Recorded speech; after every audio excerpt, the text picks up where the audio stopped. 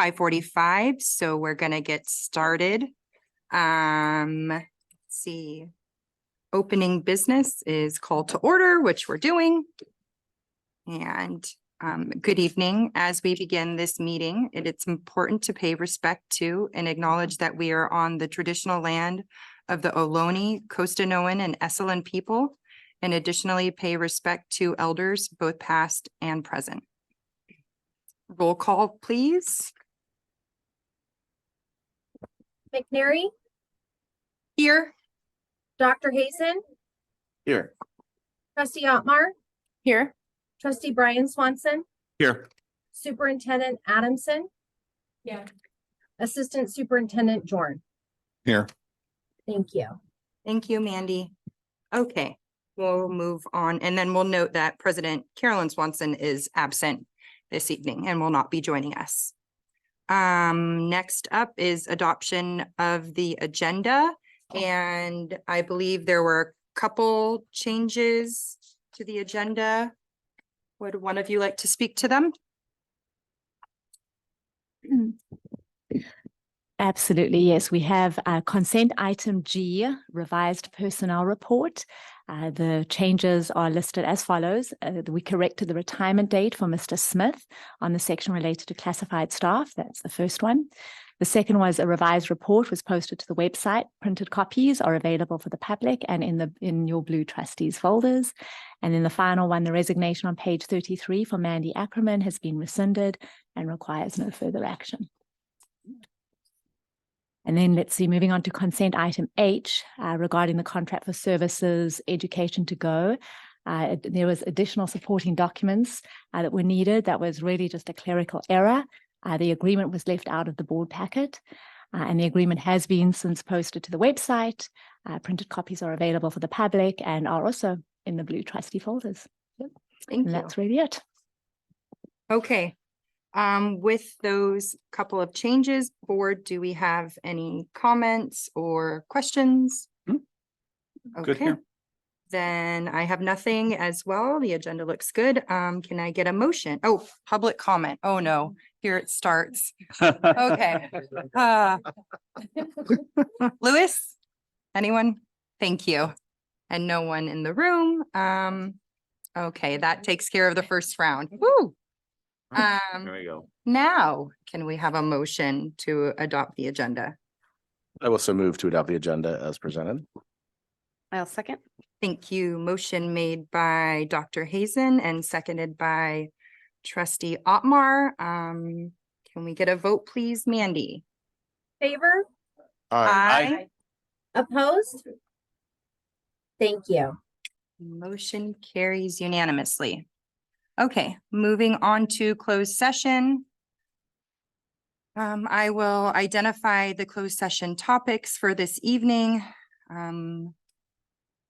First up is negotiations, collective bargaining session, planning and preparation with the PGTA for 2023-2024 year.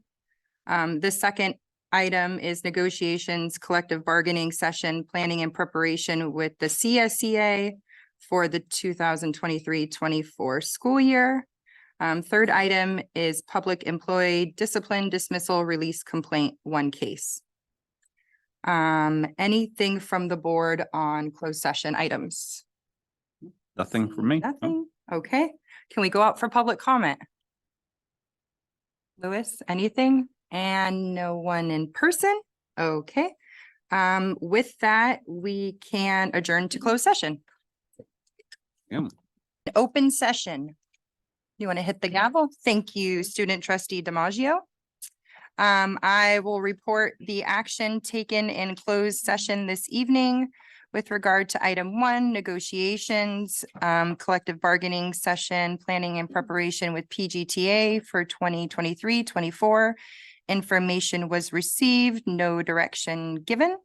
For negotiations, item 2, negotiations, collective bargaining session, planning and preparation with the CSEA for 2023-2024 year. Information was received, no direction given. Item 3, public employee discipline dismissal release complaint, one case. information was received, no direction given. And with that, student trustee DiMaggio, will you lead us in the Pledge of Allegiance?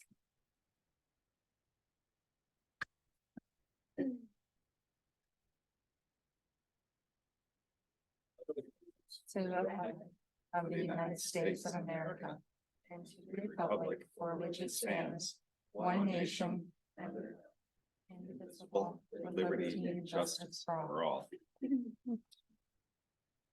Thank you. Nicely done.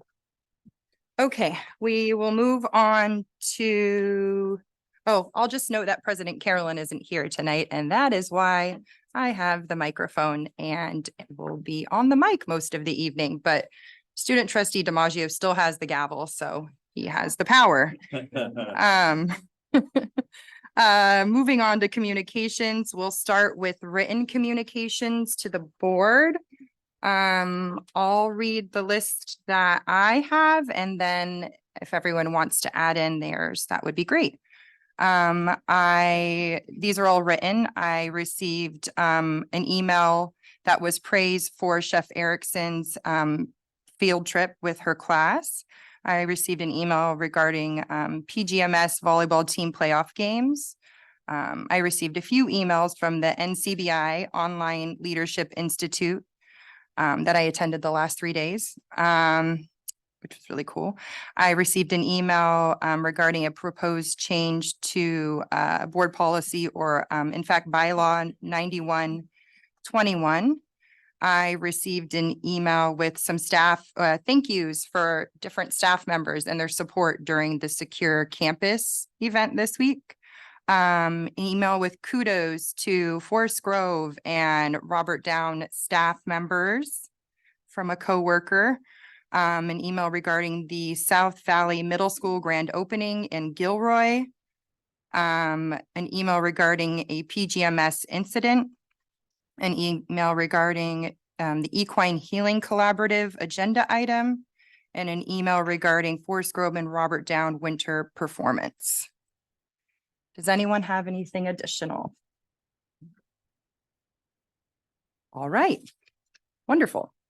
Then back to the agenda, we can move on to board member comments. And I'm going to lead off with Dr. Hazen. Mine are pretty short tonight. I think it's exciting that this is again a first for our district and that we're welcoming Dr. Adamson to the meeting. And it's so exciting to have you part of our district again. I think it's an interesting time. It's this transition from spring to fall sports and always bittersweet. You get a little more time if you were coaching, but you probably miss some of those camaraderie. And can't say enough how much fun it's been to see the students grow from the beginning to the end of the very short seasons nonetheless. So that's all I have today. Thank you. Thank you. Trustee Otmar? I don't have much other than to say welcome, and I'm so glad you're here. And yeah, welcome to your first meeting here. First of many, many, many. We'll go to student trustee DiMaggio next. Yes. So coming from the high of our fall, we're now going into winter. We have basketball, wrestling, soccer. We have a really good play by our amazing theater crew going on in early December. So that'll be really great. Yeah. Then we have our midterm exams. We're in leadership, we're planning to get some nice student and teacher activities and make it just a really calm and relaxing and supportive week for our students. Great. Thank you. Thank you. Thank you for that report and for sharing. Trustee Swanson. I'll try to be brief too. I love that we almost have a full dais here. We're just that close, but to think it's like it's a good group here. I want to welcome Dr. Adamson too. And our time, it's like we had a great chat earlier today, but we also had the opportunity to watch the shoe game together. And gosh darn it, we were really, really close for a bit there. That felt like a win. I think it was actually a win when we were tied. It was really, really awesome. And such a great night. And I think for you too, just watching what just watching the game and how that plays out and how the weather plays out here too, with the fog rolling in and all. It was just really, really spectacular. I enjoyed that so much. But again, looking across the dais here and in the room too, we got a great room full of great people that really care. And I'll leave it at that. Onward and upward. Thank you. I too was going to welcome you to the dais. I'm looking forward to hearing more from you in your first superintendent's report this evening. I also wanted to say thank you to Principal Arbrun, Director Anderson, and Assistant Superintendent Jorn for leading the board members who could make it today around Forest Grove to see the Measure D improvements and what's planned, and also just to talk about what's going on and maybe what's needed. So we've had a couple of those so far, and I felt like they've been really valuable. I'm looking forward to more of them and maybe being able to include the public or the community a little bit more to talk about what's going on with Measure D.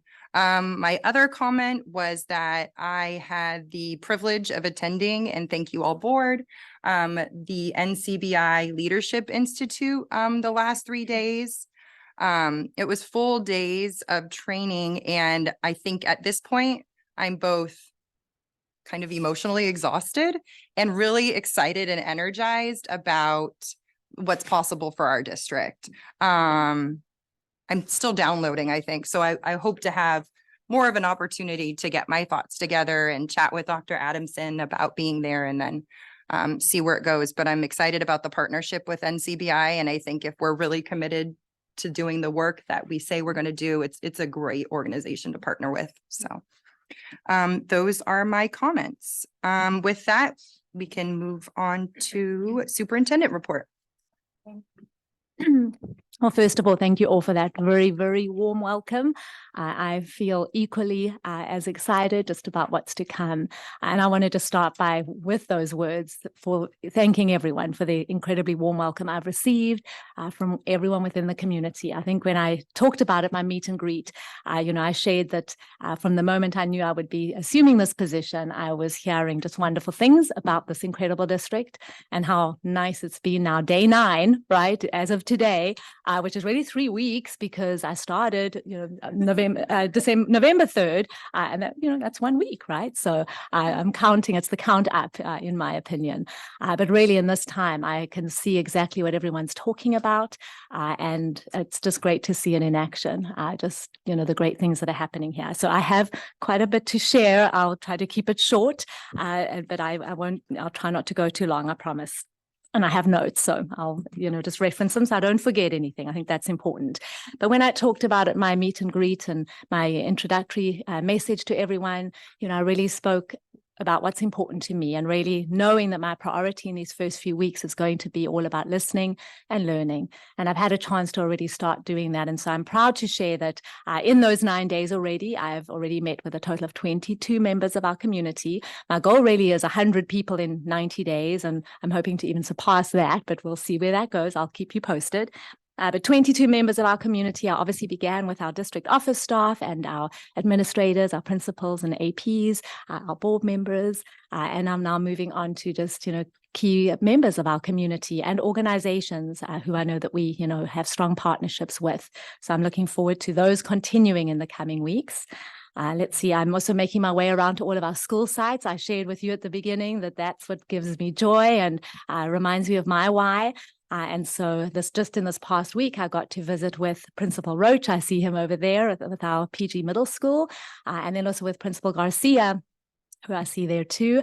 We got to visit the adult community high school as well. So those were just, I think for me, as I'm getting that sense and visiting with and talking to teachers and students, it's so obvious the strong connection that our students feel, but the passion that I'm seeing from our educators is just so very clear, and that excites me.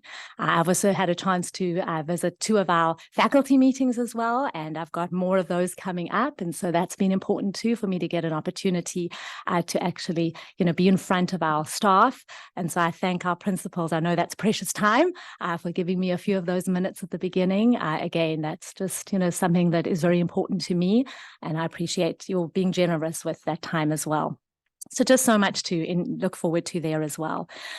Let's see, I think, part of what I want to do with these reports each time is really, I see my role as being a cheerleader and having the opportunity to just shout from the mountaintops all the great things that I'm seeing. And so I've got a few things. I could keep you here all night with everything I've seen in the last 9 days. I promise I won't do that. So I've highlighted just a few. Already you, Trustee Swanson, you spoke about the shoe game. So 2 elements with that. I got to attend the pep rally on November 3rd, the day before, at the high school. And that was exciting. I've never seen so much spirit in one room. And I think it was just neat how it was led by the students. And there was just a lot of camaraderie and also some friendly competition that was, just really interesting to see. But I think what a great way to send our team off and show how supported they are. And there was just a great level of spirit in the room. So that was really neat to see.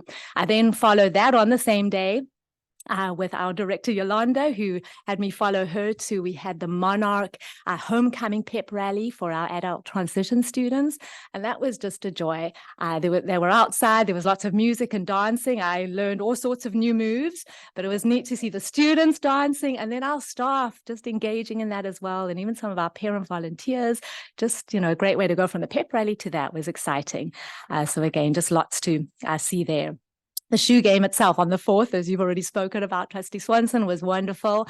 It was cold, yes, but what a magical night to see sort of the mist and the fog sort of rolling in. I got to attend with my husband, and it really gave me an opportunity to get a sense of the spirit of this community. And yes, well, we were tied for a while. It wasn't, we didn't win, but I agree, we were winners in our mind. But can I just say that Carmel team, I mean, those students, they were huge, those team members, like in comparison. So I don't know about, age-wise and all of that. But anyway, it was great to see our students, our team in spirit, and to just see the spirit of our community, right, cheering them on.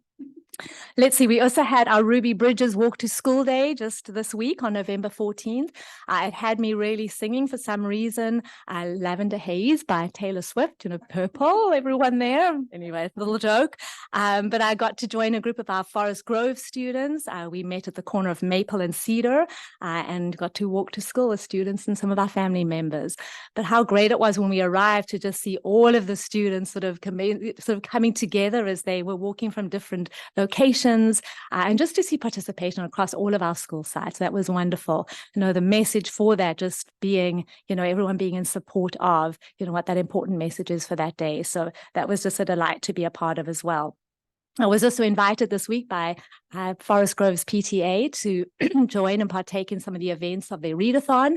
I got to join some tables of students who were all busy in the process of creating their own bookmarks. And it was just neat to kind of be a fly on the wall and have, engage in their conversations. And that's, my heart, elementary students, of course, but that was just really fun. And it just reminds me of how the important role our PTA plays, and just so grateful for, all of our parents and family members who participate in that. So thank you.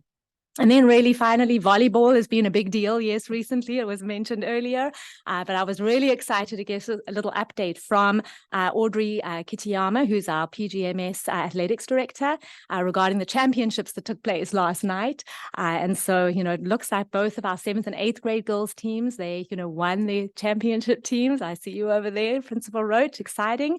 The 7th grade I think the boys team, while they didn't win, I wanted to acknowledge the fact that they've had just an absolute, they didn't lose any of their games throughout the season, right? So really, really strong teamwork, obviously, and just obviously a passion, for the sport. So that was exciting to hear. I hear the basketball is coming up next and other sports, yes. And so I'm looking forward to attending many of those games as well. That's just, a strong love of mine too. So that's it, I think, just a summary of some of the highlights. And that's just in 9 days, right? That's not even everything. So look at that. I mean, I just, it makes me so excited about the community I'm joining and, just to get a sense of the level of spirit, commitment, and connection, right, that there is in so many areas across the board. So thank you all for inviting me and continue to do so. I'm looking forward, particularly in the coming weeks, to some of our holiday programs. You'll see me at those. And in that component, I'm looking forward to just continuing to meeting so many of our community members. I really encourage you, as you see me around the community at school campuses, to please, come on up and introduce yourselves as I continue to add names, right, to my repertoire and really, put those to memory. So that's it. And this is really my last update is regarding our cultural proficiency implementation plan.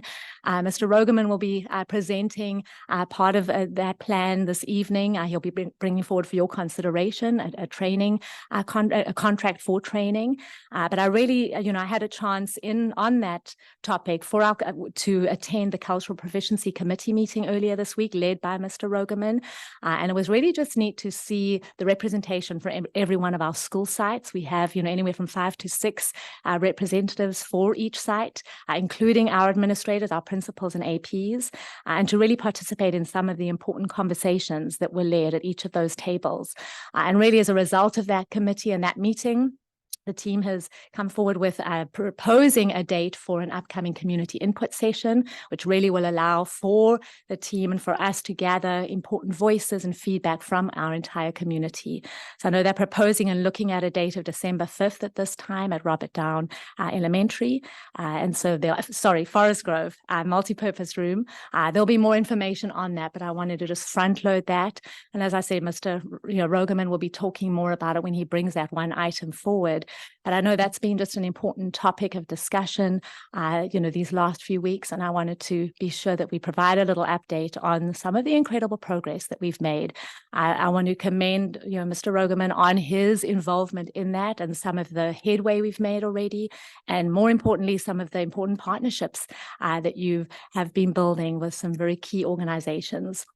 The training that Acting President McNary spoke about this evening with NCBI, I attended that as well, and so valuable, so powerful. And I really look forward to that opportunity for our staff and the value that's going to carry in some of this important work that we have ahead of us. So I'm thrilled about where we're headed in that department. And that's really it. I think just in closing, I've spoken about it. You're going to hear me saying it a lot, belonging, connection, and how I firmly believe that no learning takes place without first the establishment of that significant relationship.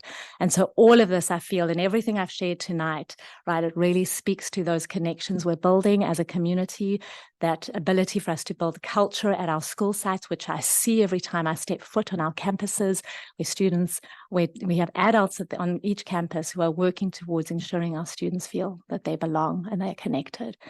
And I'm just excited to continue to learn more about that and excited about becoming already a member of this incredible community. And for next week, happy Thanksgiving, everyone. I hope you all get a chance to reflect and spend time with family, such an important time, and remind ourselves of what we're grateful for. This is what I'm incredibly grateful for. It'll be at the top of my list as we celebrate. So thank you. I'll return it back to you. Thank you. That was wonderful. And you've been so busy in 9 days. You've done so much in 9 days. Incredible. Okay. We will move on to individuals desiring to address the board, and I will read about public comment now, just to give the notice. Public comment on any item of interest to the public that is within the board's jurisdiction will be heard. The board will also take public comment on each specific action item prior to board action on each item. Any individual wishing to comment on a specific item on the current agenda are kindly asked to wait till that item is being discussed. The board will allow a reasonable amount of time for public comment on each agenda item not to exceed 3 minutes per speaker and no more than 20 minutes per agenda item. Pursuant to board policy, speakers will be called sequentially until there is no speaker coming forward on the agenda item or the amount of time allocated for the agenda item has elapsed, whichever comes first. The meeting of the Board of Education is a business meeting of the board conducted in public. Please note that the Brown Act limits the board's ability to respond to public comment. The board may choose to direct items to the administration for action or place an item on a future agenda. And with that, we will begin with PGUSD staff comments on non-agenda items.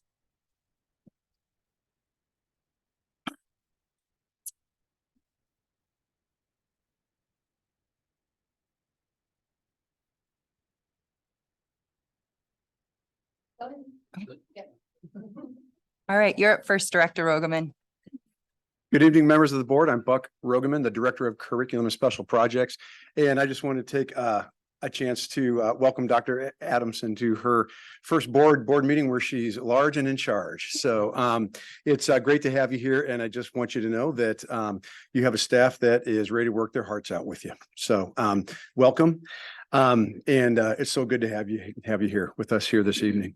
Also wanted to send a huge thank you out to our schools and our staffs who really celebrated the Ruby Bridges Walk to School Day in a more vigorous fashion than I've ever seen it in the 10 years since I've been here in the school district. And I had the pleasure of joining PG Middle School on their walk down to Pine Avenue and back up Forest. And it was really an impressive sight to see when you have the entire school walking in memory of someone who showed an awful lot of courage to get a public school education. And I think that really speaks to the heart of the work of what our cultural proficiency team is doing. I wanted to extend my gratitude to them for meeting on fairly short notice earlier this week, and really the power of the group lies within the group, seeing the representation from all of our sites and all of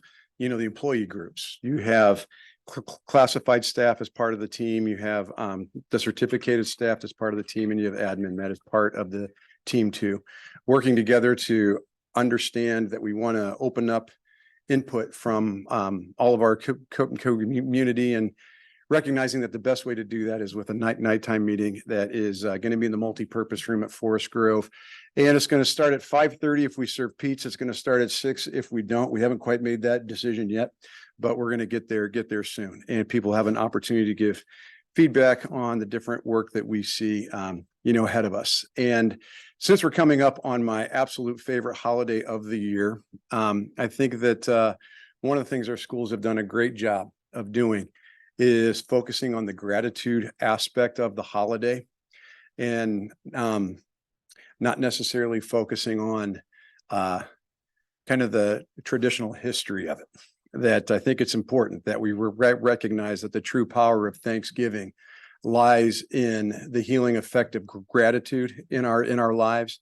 And knowing that, just want the trustees to know just how grateful I am, to be part of the district and to be working here and to be able to, devote a significant part of my life to trying to serve the people of PG.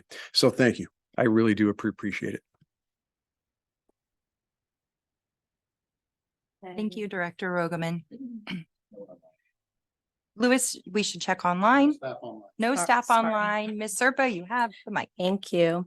Good evening, Carrie Serpa, parent and teacher at Forest Grove.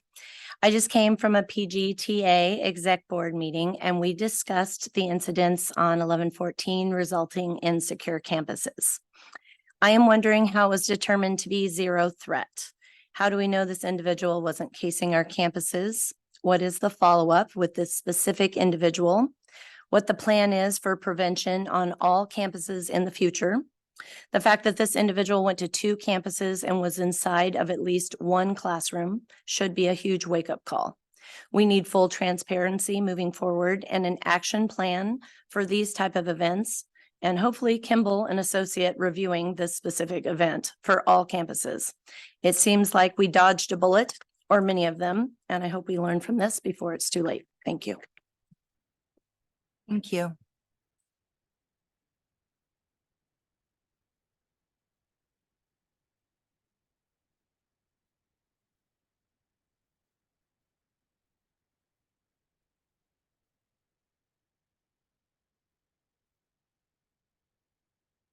Good evening, board. Larry Hagquist, Pacific Grove High School.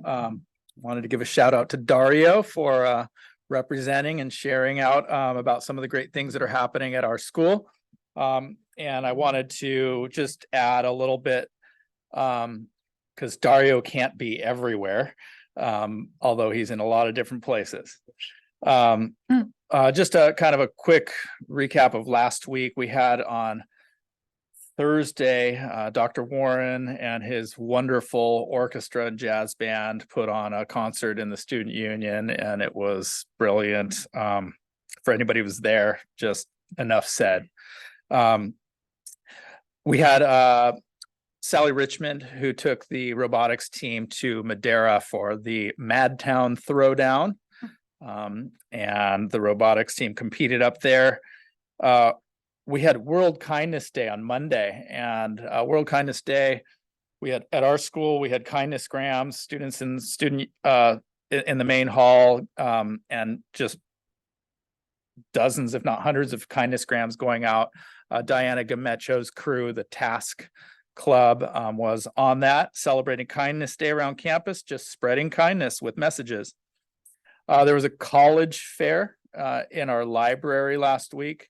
And that was organized by Janet Light. We had our culinary students, Jen Erickson, providing food for the college representatives and for the staff and for the students. I think they made over, Daria, do you have one of those cookies?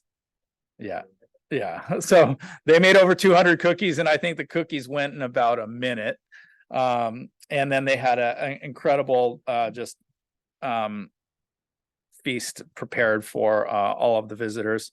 And what else we have? We have California Healthy Kids Survey going on this week at the high school. We've got staff, students, and parents taking the California Healthy Kids Survey.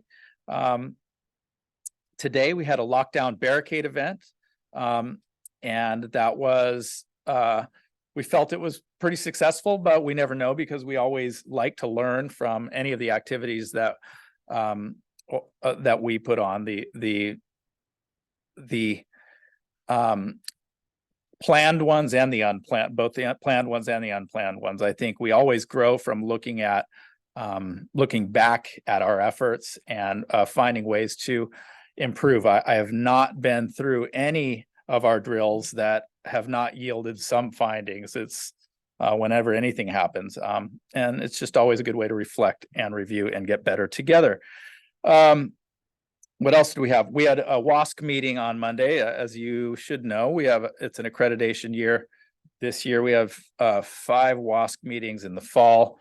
So our team, we had parents, students, teachers gathered on Monday in the library for a WASC meeting. Basketball game tonight going on. It's beginning of basketball season. So that's happening right now. It's a little practice event in the gym. So lots going on at PG High, and just wanted to share. Thank you. Thank you. And welcome, Dr. Adamson. Thank you for all of that information, Dr. Hagquist. Any more PGUSD staff comments on non-agenda items? Doesn't look like anyone is online to comment, so we can then move on to community member comments on non-agenda items. Looks like there's one hand online. Can you tell me who that is, Louis? Mike Gibbs. Mike Gibbs, you have the floor. Thank you. It's good to be here. My name is Mike Gibbs. I'm a resident of Pacific Grove and a member of the Pacific Grove Economic Development Council. And I have mentioned this at previous meetings. The Pacific Grove Economic Development Commission actually is working on a strategic plan, long-term strategic plan to increase the vitality of downtown Pacific Grove.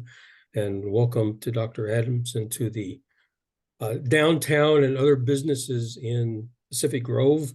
It's good to have that new face and the obvious energy that she brings to the school district. I was very impressed with the report out and walking in with the students. That's crazy good stuff. So much appreciated. And I have mentioned before, as we work through our strategic plan, it would be great to have students with a business interest or an economic interest or entrepreneurial bent to come to our meetings. We're the first Thursday of every month at 6 p.m. in City Hall. So we're in council chambers, and we'd love to have some students there. And last night, Fred Jealous was at the city council meeting most of you know Mr. Jealous, and he repeated the same thing.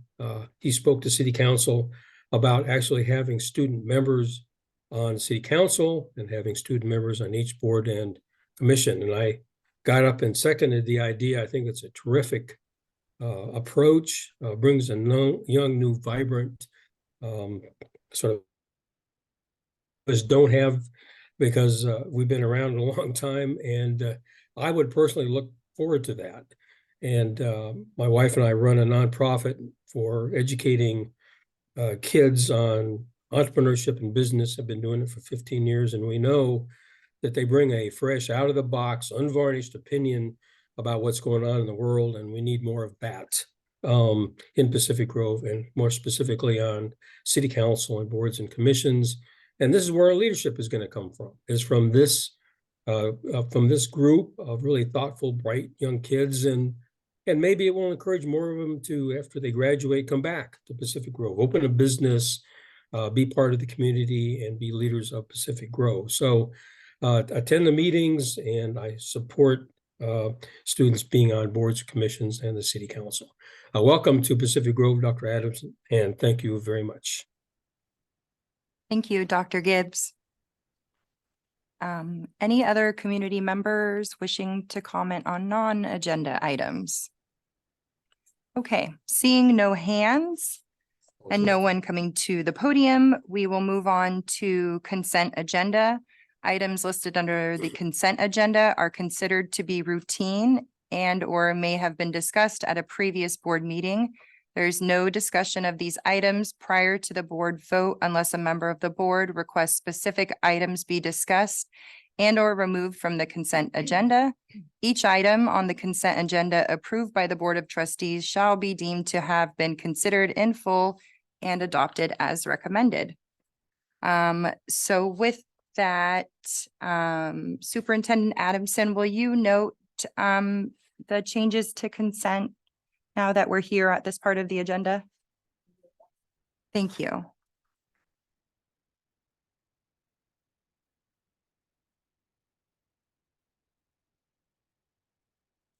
All right, so we have a change to consent item G, the revised personnel report.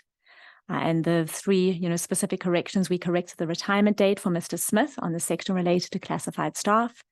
Revised report has been posted to the website. Printed copies were available for the public and are in our trustees folders. And then the resignation on page 33 for Mandy Ackerman has been rescinded and requires no action. And then consent item H, regarding the contract for services education to go. An additional supporting document was needed. It was a clerical error. The agreement was left out of the board packet. It has since been posted to the website, and printed copies are available for the public and also in the blue trustees folders. Thank you. Okay, with those updates, board, does anyone have any questions or items to pull from consent? Trustee Swanson? Nothing to pull, thank you. Trustee Otmar? No, nothing to pull, thanks. Trustee Dr. Hazen? Nope, nothing to pull. Just want to thank Okay. Mandy for putting such a good consent agenda together, along with your help.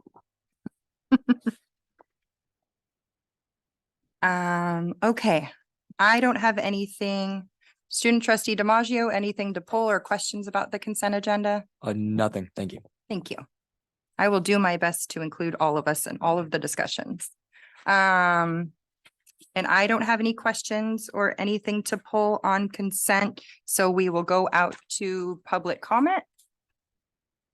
Any public comment on the consent agenda?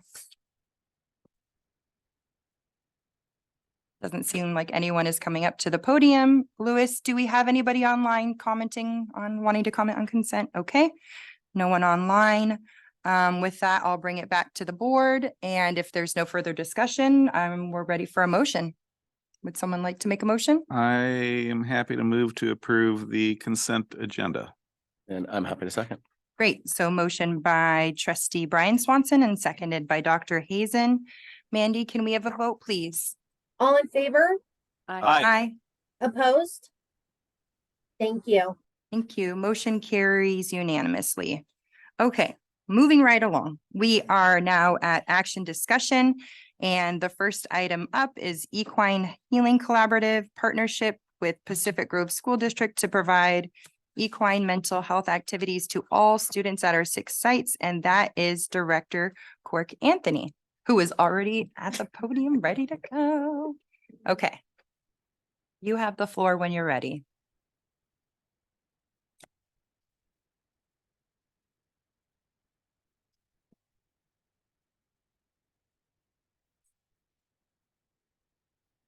Good evening, trustees. Dr. Hazen, Otmar, McNary, Swanson, Superintendent Adamson, welcome aboard. Assistant Soup Jordan and Student Rep DiMaggio. Nice to see everyone. So I actually am bringing forth an item for info discussion to the board for the Equine Healing Collaborative. This item was a presentation back in May 2023. And regarding equine assisted programming, they're a nonprofit organization and they support mental health activities, mindfulness for students. And so I wanted to bring it forth as an item for info for discussion. But what I really want to highlight tonight that I'm really excited about is what we're doing in our schools to support mental health. So that's why I have the presentation up and I will start with that. So I want to begin about facts in mental health with children. The numbers have really increased. It's 1 in 6 children in the United States and young, starting at age 2, that have been diagnosed with mental or behavioral disorders. And one of the top 2 are ADHD and autism, but anxiety and behavior are also ones that are also rising in terms of numbers. And I can say within our district that we're seeing that increase as well when we look at our statistics as to how we're supporting students and what they look like. In early childhood, there are autism and ADHD that we see as our highest numbers is diagnosed. And again, with early childhood, we start as young as toddler age. So we're looking at referrals from early centers into our programs. And so the numbers are very high in terms of ADHD and autism. We are now seeing an uptick with students being diagnosed with anxiety and depression as well. And we're seeing that start as early as age 5. So it's happening. This next slide shows numbers. And so I'll start with Robert Down in terms of referrals for counseling services. And as you can see, the highest referrals are with our 5th graders, and that's pretty much in the line across the state, across the country in terms of looking at counseling services that are needed for our students. But we also see a higher percentage as well within even our 1st graders. So that's something for us to keep looking at as it trends upward. So the primary reason for referrals for our students at Robert Down last school year was 78%, and it really was around social and emotional. And that number looks at several reasons, but the reasons we're seeing again are anxiety and depression, stress related, and it was actually divorce as a higher number in terms of referrals for counseling services because our students are being impacted by those family dynamics.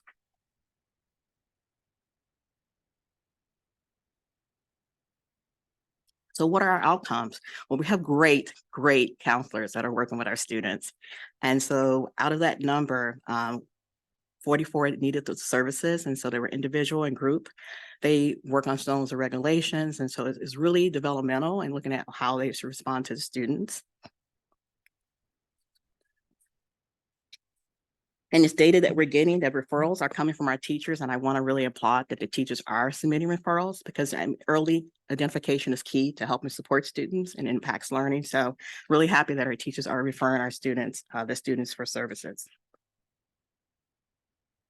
Another area in terms of, I want to go back to Robert Down, it was also related to peer relationships. So just learning how to get along. And let's think about what happened. We just came out of COVID, right? And who were they interacting with? The screens for the most part, right? And not really other students. So that was another area of concern that our counselors were addressing. There also were 4 students referred for Monterey County Behavioral Health Services. So that meant these students required more intensive needs, more intensive services. And it really, those areas again related to anxiety and depression for students. It says here there are 5 on the waiting list at that point, but I believe the numbers were changed toward the end of the year to reflect that basically all students that needed the services were being received the services. So this is just for 22-23. Now we look at 23-24.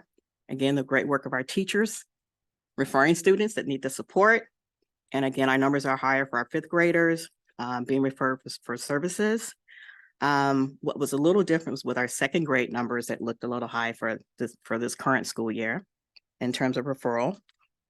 But when we look at the actual number of referrals from 22-23, we had 74 referrals, and we're now in November and we already have 73 referrals. So that's something for us to watch and look at in terms of how we support our students within our school systems. The areas of concern, again, with it's 87%. So again, last year was 78%. So we know, again, the numbers are higher. And the specific areas of concern were stress and anxiety, 43%, peer relations, and then self-esteem. So those are the areas that our counselors are now focusing on as well. So we have 29 students receiving counseling services, individual groups zones. We have students receiving school-based mental health. So that's telling us now that we have an increase in those numbers in terms of getting that more intensive support for mental health. And the number's down to 10 in terms of the waiting list. And that's really for the counseling groups as they can figure that out. Because it's really based on student needs. So you have to work to put those groups together. You have to match the need to the groups. So. Let's see if I write it down as well. So some of the things that are not in the slide that I want to highlight that's happening at Robert Down is that a lot of students do receive more than individual students receive the counseling sessions. There's 63 now as of today. And there do drop-ins with other students. So that's another number to add to the equation, the 38 students that receive that support. And she runs 10 groups per year. And the topics include self-esteem, social skills, anxiety, and emotional regulation. And what's really, really a huge deal and I've been in various school districts. Here, every classroom from kindergarten to 5th grade is receiving social emotional lessons. It's called a caring circle twice monthly. That's huge. So kudos to our counselors and even to our teachers in partnering with allowing this to take place within classrooms as well. So it's good work that's happening, and I'm really excited about what our counselors are doing to support that, as well as our mental health therapists, because we have 2 mental health therapists that supports as well. So now for Forest Grove, I don't want to leave them out. Oops.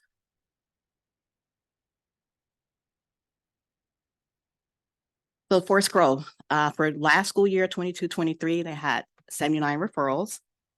And that's consistent in terms of the numbers being referred by grade level. 5th graders, the highest number of referrals for 5th grade.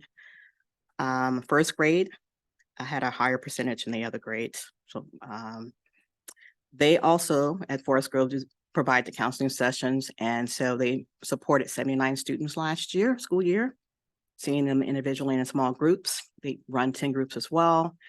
They focus on the similar topics in terms of self-esteem, social skills, anxiety. And they also receive each classroom in the school district at Forest Grove receives counselor class twice a month. And they do a caring circle. So again, just really highlighting the wonderful work that's being done by our counselors and mental health therapists at our elementaries.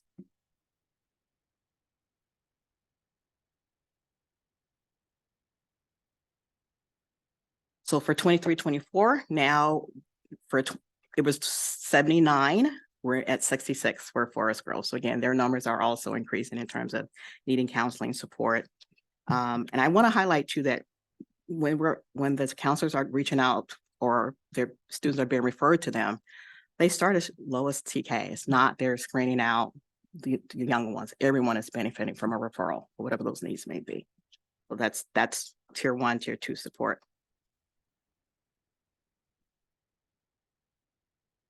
Okay, so and as I stated before, and I will state again, early identification is key. And so we're excited that teachers are participating in this endeavor. They're supporting the students and referring the students for social emotional support, but also they participate in those lessons that take place within the classroom, which is huge.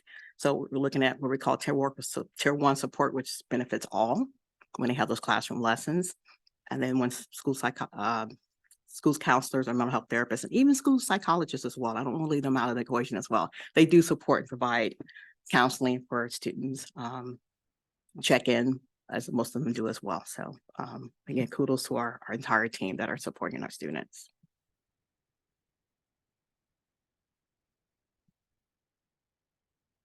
We look at community linkages and we have partnerships. It's important for us because we're a small district, but all districts have partnerships. So when we use our partnerships to coordinate with whether it's clinics, whether it's connecting families with their outside agencies. I know a lot of families are connected to Ohana, so that's part of how we make that linkages with others, as well as using Monterey County Behavioral Health. We connect with agencies like that to support our students so that we've just cast a wider net with having that support to support our students. So back to equine psychotherapy. So what are our benefits that we're looking at? Well, they do allow students to have opportunity to encounter psychotherapy from a new perspective. It's looking at coping skills like mindfulness, like understanding, awareness, and mental health, like really the tier 1 level of support. What does mental health mean? What does it look like? You know, am I feeling sad, happy? How do I cope with what my feelings are? And so that's what's important at the tier 1 level for our students. So with equine therapy, Healing Collaborative, we're looking at a tier 1 support. It's not supplanting what we're currently doing. It's supporting our counselors within a setting. But more importantly, it's to reach all. That's what I'm excited about. Something that we can bring to the school district that would help each student at a tier 1 level to engage and explore mental health activities developmentally at their level.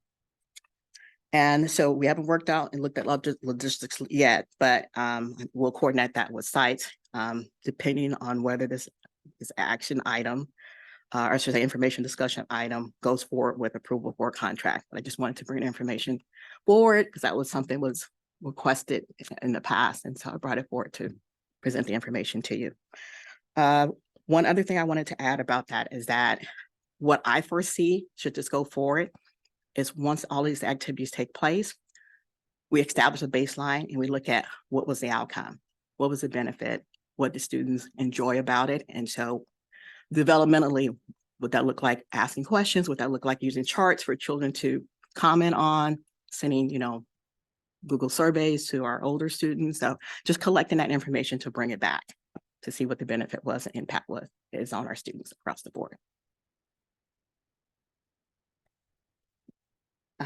And one more thing, I do want to make sure that I also highlight that I will bring back information on secondary. So this is just elementary that we have in front of us. I do plan to come back with secondary data and how we support our students at the secondary level for mental health. Question? Thank you. I am now realizing that this is an information discussion item that is listed under action discussion. I'm not quite sure how to proceed in terms of the agenda. I hadn't noticed that either until just now. You're right. Either Superintendent Adamson or Assistant Superintendent Jorn. Okay, so it's listed under action. You would need to take a vote to move the item to information. And then we'll allow it to be information only. So we can remove it from action, or we can do a no vote to pass. So it's really up to the board. I'm just, Okay, so we can move it on the agenda at this time? Yeah, or you can just you can do a vote and it'll be a no vote. So there will be no action taken. That would probably be the better solution. What are we voting on? Yeah, To bring it- contract back. Okay. Okay. All right, those are our options then. Go ahead. Was a contract included in the? No. No, No, no, no. no, No, it no. is truly an info discussion item. Contractor Just, no. I think, included in a different part of the agenda and I didn't catch it. Yeah, so you ask for a motion. If there's no motion, then there'll be no action. So there'll So be we no can't vote. really move on it even if we wanted to, Right. right? Yeah. Okay. There's no contract. Should we just proceed with making the motion at this time or is it, okay, okay. We have the discussion. I would like to first, though, discuss and- first. Yeah. prior to- Oh, sorry. Okay, so we're gonna go through the whole Public comment. typical and then- process and then we can reach that end result. Thank you for walking me through that. Okay.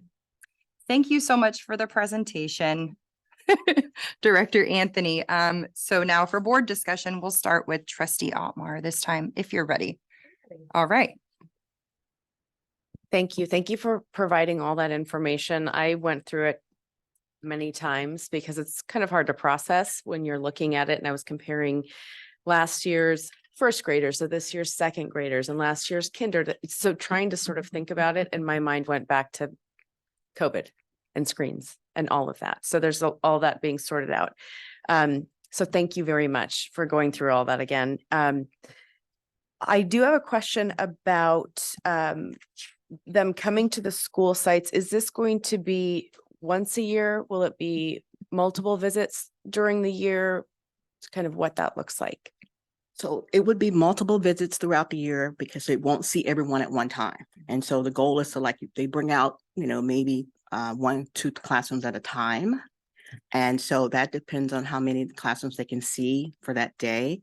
Because the horses, can be, a little overwhelming for them to stay the whole day to try to see all students on campus. So it will be multiple visits to be arranged. And that would again be in consultation and collaboration with the school sites as to how that would roll out. Is it possible that we could arrange that classrooms are seeing the horses maybe at least twice throughout the year? So a rotation through the school once and then another rotation comes through again. I'm a very, very strong supporter of taking care of kids' social emotional needs. I think that is just base. I love what Equine Healing Collaborative does. They're a fantastic group.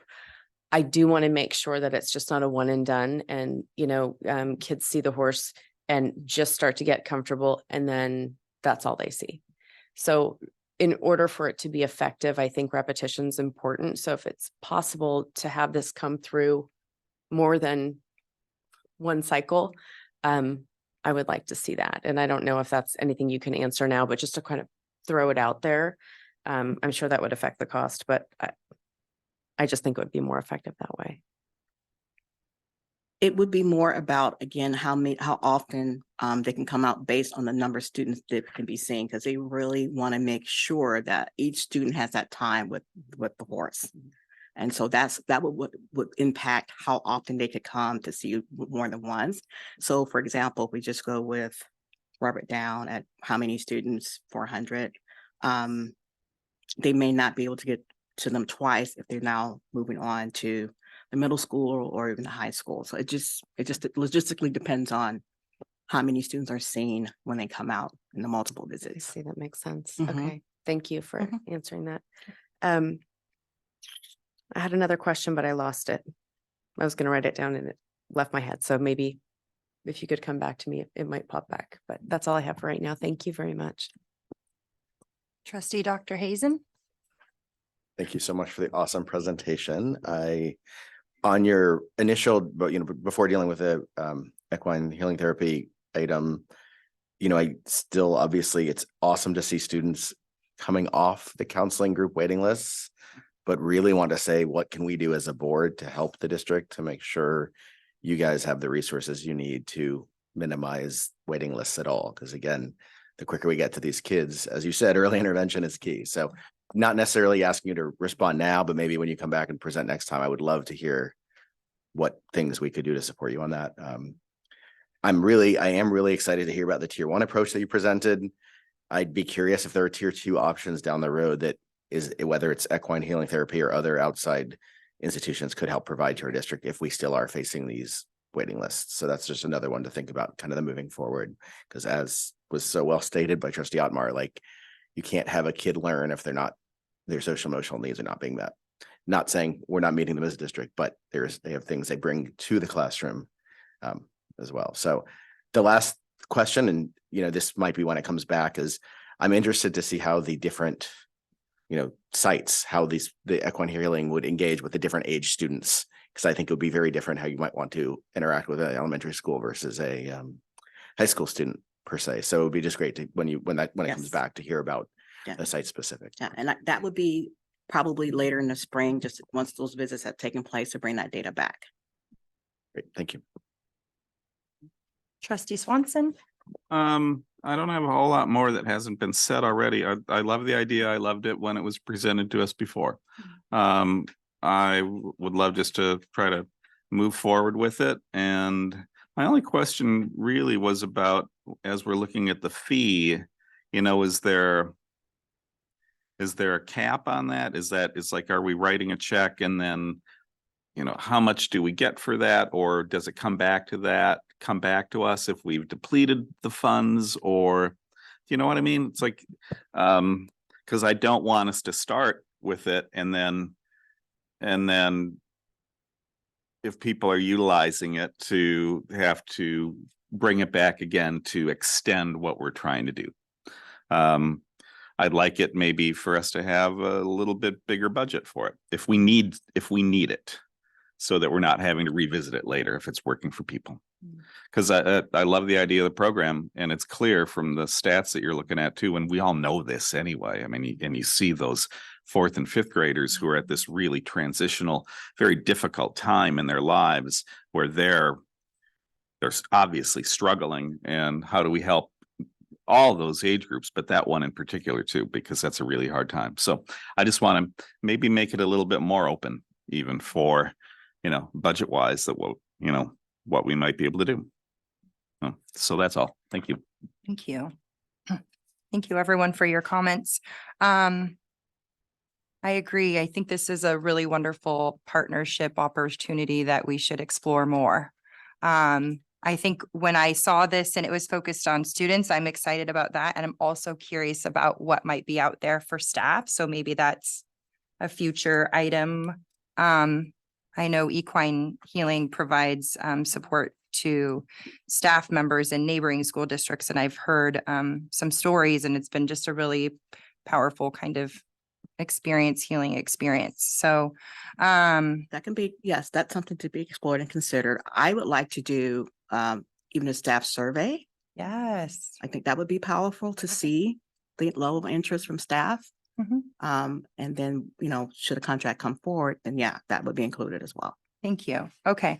Thank you for all of the data and letting us know where we're at. I don't think I've seen that before, just knowing the number of referrals of where we're at and tracking that from year to year. So that I found really valuable. I don't think I have anything else. So procedurally then at this time, do we go out to public comment? Yes, we do. Okay, public comment. It looks like there is one online, so we'll go there first. Louis, can I have a name, please? Sonda Fruden. Yay. She's one of the counselors who helped provide this data. So yes, Sonda. Hi, can you hear me? Yes, we can hear you. Okay, this is Sonda Fruden. I'm the counselor at Robert Down, one of them. I just want to first and foremost thank Yolanda. She has been absolutely phenomenal in the short couple of months that she's been here, and we are all really thrilled as counselors to be working with her. I can't say enough about her and the work that she's doing. I do love the Equine Healing Collaborative. I've been a strong advocate for it and loving it.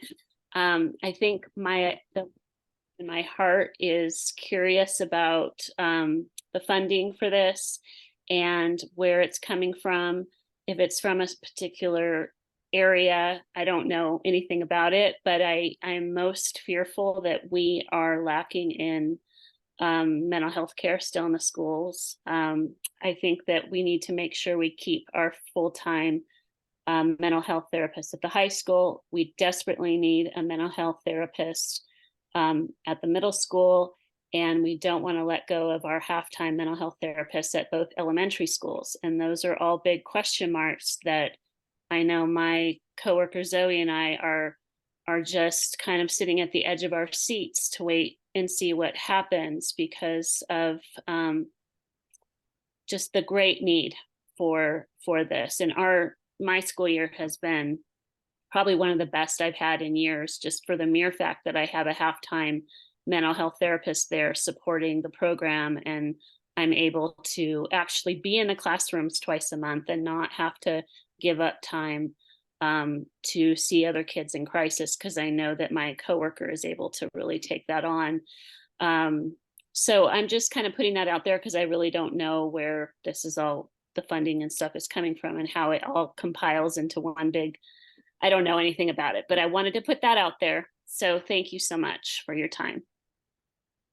Thank you for your comment. And I share the same question. We have a not previously budgeted general fund funding impact. So I guess when and if a contract comes forward, maybe we can have some more information about what that looks like this year, where the money is coming from, and what that would look like if we want to sustain our current programming and offerings and possibly offer more, like what the impacts would be. So yes, our financial officer. Yes. Right, so when we bring the item back for action, and to be clear, there'll be no direction given to staff under this item right now, but when we do bring the item back for action, we will have addressed the potential financial solution for this year and the out year. So right now we put unrestricted general fund, but there are other restricted resources available that we may be able to tap into that are one-time funding for 1, 2, and 3 years. So I'll cover that when we bring it back under action, when we have a contract. Thank you. Okay, additional public comment. Ms. Chavez. And Ms. Serpa. Oh. Double trouble. No, I just want to echo what Sonda Fruden said, is this year, it has been so phenomenal to have Sonda be free to do what Sonda's job is, which is come to class for caring circles, because as hard as she tries, there's only so many hours in the school day. And before we had a mental health therapist on site for several days a week at least, a lot of her time was pulled from classroom instruction for triage for kids in crisis. And now Sonda is free to do her job. I do also want to point out that because of scheduling and things, neither of them are on campus on Friday. And I provide support for an older student who has some school-related anxiety. And Friday is the hardest day to get this big kid to school who transitions through kindergarten for a soft start, just because there's nowhere else. I'm just pointing that out. And I couldn't do my job without Zoe and Corey. Like, end of story. Could not do my job. So there are not enough words to cover the heartfelt appreciation I have for those two. Thank you. Thank you both. An additional commenter. Lewis, is there anyone else online? Okay, thank you. No one online, and Ms. Shamas at the podium. That's Shamas. This equine, sounds nice, but I don't know how practical it is. And I think that really, to make an impact with students, you have to be practical. Your strategies have to be well thought out. It should be something that is doable and is as repetitive as you can make it. I'm thinking of when Buck Rogaman was over at Forest Grove and he did the mindfulness moments. It was a very practical and yet effective start of a day. And it's those kinds of things that I think make the biggest difference. So those caring circles are good. Increase those. You know, I mean, sometimes we get just too caught up in kind of a, I don't want to say fantasy, but fads, you know, school districts like fads. And I'm sure the horse program is good. It's just that how practical is it? Really, how many students are you really going to be able to impact in an ongoing ways? It'll probably just be a year and then that goes away. So just to keep that in mind. Thank you. Thank you for your comments. Okay, anyone else for public comment on this item? Seeing no one online or in person, I will bring it back to the board if there is any further discussion. Trustee Dr. Hazen? Okay.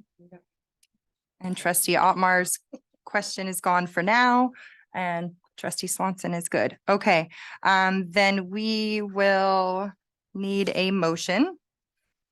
Or I think we can also not make a motion and let. Oh, it so die as the well. motion that literally is we're not making a motion. We just move on from the item. Alright. Thank you for clarifying. Okay. So moving on from the information discussion item, that one, we will move on to the actual next action discussion item on our agenda, which is a contract for services with the National Coalition Building Institute Monterey chapter. And this is Director Rogeman's item. Good evening, trustees. Buck Rogeman, the Director of Curriculum and Special Projects. And it is my pleasure to bring this action item forward to you for a contract for services with the National Coalition Building Institute. What we would like to do is to contract with the group for what this contract would cover are two professional learning programs that they would run with the district. One of them would be done with the district admin team to add the element of our incident bias response training that was requested not only by the school board, but also by the public at a previous meeting, helping the admin team truly understand the impact of racial and bias trauma that a student experiences when, you know, a racist or bias incident happens to that child. And to kind of work on the lens through which the admin team will be able to view it, so that as we craft a framework to address these incidents of bias, there's a more full picture to the training and the things that we consider as we go to build the framework for a consistent approach to handling incidents of bias throughout the district. The other aspect of the training would be to all staff that work at the district on our professional development day on February 19th. Every certificated employee of the district will have that training. And then all of the classified staff will be invited to come to that training and get paid for their participation in it. I'm very grateful that Dr. Adamson and Clerk Mick Canary have had the chance to work with NCBI so that you will kind of firsthand get an experience of the kind of training and deep work that is really going to be done by the employees of the district as we all strive to do better by our children and make sure that all of our cultures feel valued at the district and that we truly understand what it means to give everybody access to all of our programs. So this contract for services speaks directly toward really three of the essential elements of cultural proficiency that we've been working toward, and that's valuing diversity, managing the dynamics of difference, and also adapting to diversity. And so if there are any questions, I'm happy to entertain them at this time. Thank you. We'll start with trustee Brian Swanson. I don't really have any questions. I think it's presented very well, and we've been talking about this for a bit. I'm glad that we're moving forward with it, and I think, when we look at the cost of it too, I mean, for the bang for a buck is really great, and agree. You've already participated to a degree with it too, and it sounded like your experience was fantastic, right? So yes, yeah, absolutely, we should move forward. Yeah. Thank you. I'll go next, and I will say it was a really moving and powerful experience. And I think this is probably just kind of still, we're learning this is life work. It's not just a one-time thing. So this is the beginning of us having those conversations and sitting down and kind of starting to do the work. So I'm glad that it's here. And I think NCBI, we're very fortunate to have them in our area already, and that there's a chapter here and there are experts in this work within our own community. And I'm glad we're accessing them. So those are my comments for tonight. Trustee Otmar. Thank you for the presentation, and I'll echo exactly what they said. But I don't think I could add anything further. I mean, it's exactly what we need to be doing. So thank you very much for bringing it. Trustee Dr. Hazen? Yeah, one thing I just realized we should also engage our student trustees, so I apologize for missing that last time. too. Yes, I did as Um, well. I will not miss it this No, time. no worries. Just Thank wanted to you. bring that up and yeah, no, you should, next time we don't call on you. You Loud do and have the proud. gavel.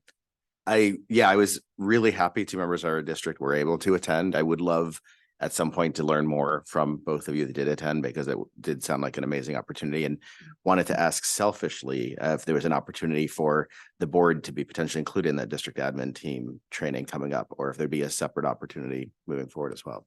So what we were hoping to do is to have, in addition to this contract, that would include training for the board members. So I do anticipate that being a future contract. We ran out of time to work the logistics so it could be included in with this contract. That makes perfect sense. I'm all for it. Thank you guys so much for keeping it moving.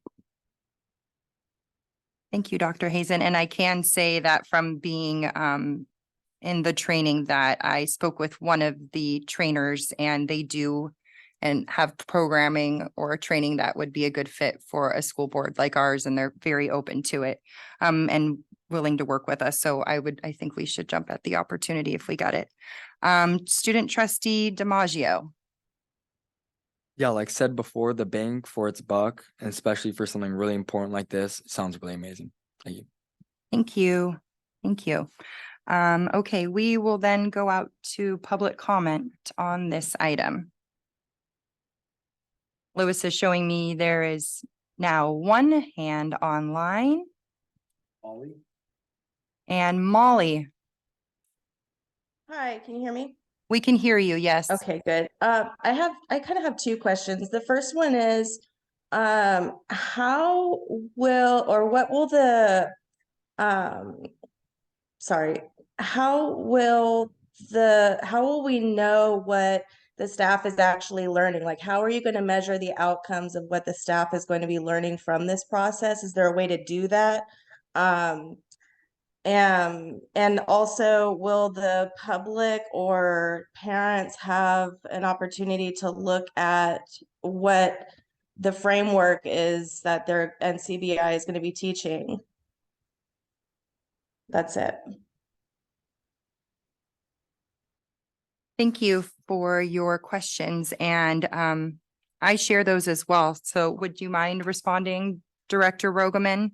Kind of what staff will be learning, what kind of outcomes we're looking at? Sure. What I'll do is handle the second part of the question first. Wonderful. The second part of the question talked about the framework that we're going to be working to develop. Keep in mind that framework work is going to be done in a combination of trainings. There's going to be the NCBI training, and there's also going to be the training that we're going to get through Lozano Smith to help build the framework that we're going to use throughout the schools.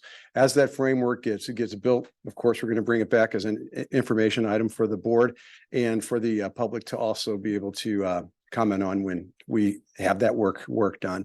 As far as measuring the effectiveness of the training, I think that NCBI has a measurement instrument that they use that will gauge the impact of the training that they're having with our staff.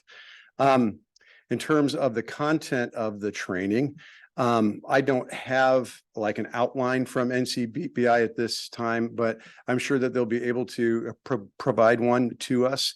If they do, and it's not a proprietary thing, I will ask them if it's okay for us to publish it on our district website under professional development.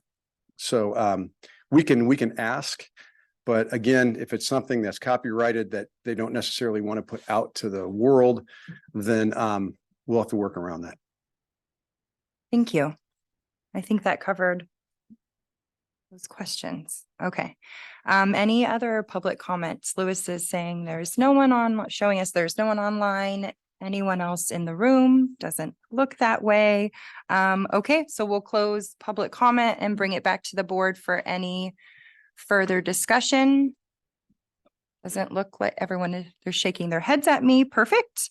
Then with that, I will entertain a motion if someone would like to make one. Or I'll make the motion. I will move to approve the contract with NCBI Monterey chapter? I'll second that. Thank you. Motion made by Clerk McNary, seconded by Trustee Brian Swanson. Mandy, can we have a vote, please? All in favor? Aye. Opposed?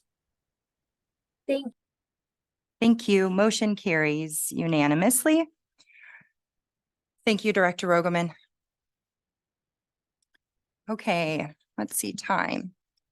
Moving right along. Next item on our agenda is Forest Grove Elementary School mural proposal, and this is Director Anderson's item. Abby's coming up too. Hi, everybody. So tonight we get to come with something exciting. And, you know, so many times I'm given reports on all this construction work and stuff that has come out of our department and the blessings of Measure D. This is something that's coming to us from the PTA, and it's really exciting. And what's really beautiful about it is I'm asking you to approve this tonight. And it's something we don't have to pay for. So I love that part. So PTA approached me with asking if they would get, you know, if I could give them a little bit of help getting this project underway. And so I told them I would be more than happy to bring it to the board because it's a good news and a good feeling thing. And I think it's a benefit and beautification to the Forest Grove campus. What we see at the campus is just outside the library, there is a portable container, storage container. Those are usually unsightly things that, you know, are very commercial and industrial in scale. And to beautify something like that, I think is a very positive thing. So let me show our first slide here. So this is what the storage container looked like just a few weeks ago before we decided to paint it. We were going to paint it anyways for maintenance purposes. We need to keep those containers painted because if we don't keep good, clean paint on them, they rust and then they get holes in them and the water leaks in. So we went ahead and painted it, and it just happens to be we painted it a nice bright color, which is an excellent base for a mural. And so I think we've got a good base for a mural now. I think we have a nice bright and protected container. And I think a good thing to do would be to, right now, this is actually the artist's statement. I mostly put that on there so when this is uploaded, people can view it and read it on their own. The artist is a local artist, Kim Kastner Stone, and she does pyrography, which is actually wood burning. And she also does some local murals. She's done some work actually in chalk on our actual beautification day on the playground. Beautiful, beautiful stuff. You can see that on our website. But the theme of this mural is basically our own little woodland creatures from around here. And I think it's good at this point to see what that's going to look like. And anything to add, Anne? We are just incredibly excited that she's willing to do this for us. She did the base for all of our chalk art a few months ago, and the remnants are still gorgeous on our campus. So when Kim and I sat down with the draft, I am so excited for our students to be able to see this. I will say the base on the storage container right now is even better in person. It really complements the building next to it. And Kim was really insistent on making sure that it just flowed really well with our site. So I think our kids will love this. I'm excited to hopefully see it get approved tonight. So that's what we're asking for tonight. We're just asking for approval to go ahead with the mural. At a later date, I would prepare a contract if the answer is yes, and we'll bring the contract back under consent because I think this is a slam dunk, I'm hoping. So I think that's all we have. So right, have a vote. I'd be very happy. Thank you both. We'll start with board discussion with Trustee Dr. Hazen. Yeah, thank you so much for bringing this forward. Again, I love items that cost the district no money, but even more importantly, I love the cartoonish faces and the ability to kind of engage with the kids on campus. So yeah, thank you for bringing it. Couldn't be more in support. Trustee Otmar. This is so cool. I'm really excited about this. I think this is great. I do have a question. And my question is, do you know when she'll be painting it? Is it do you think she'll do it during school hours? Because I think that that would be so cool if, but that also might be a little bit crazy. But how neat to watch it, to be able to watch it come together. Or I guess, you know, they will watch it come together, but I just think it would be so inspirational if kids could actually see her painting this live would be amazing. If not, that's fine, but it was just more of a wondering than. I believe that's a suggestion we could make. But definitely as she works on it, you know, even if she did it on the weekends, the kids coming would see progress. So right. no matter which way she does it, the kids are going to get to see the progress as it comes through.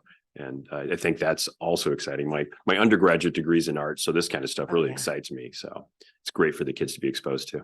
This is very cool. Thank you for bringing it, and thank you to the PTA for.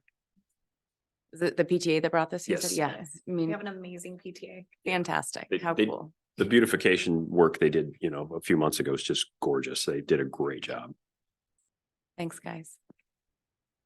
I will go next, and I am fully in support of the mural. I can't wait for the kids to see it. I think it's going to bring so much life and vibrancy to that part of the campus. So, and I think we're so fortunate to have Kim in our community and willing to volunteer so much of her time and energy and expertise to serve our community and to bring life, especially to the Forest Grove campus. She has in multiple ways. So we're really lucky.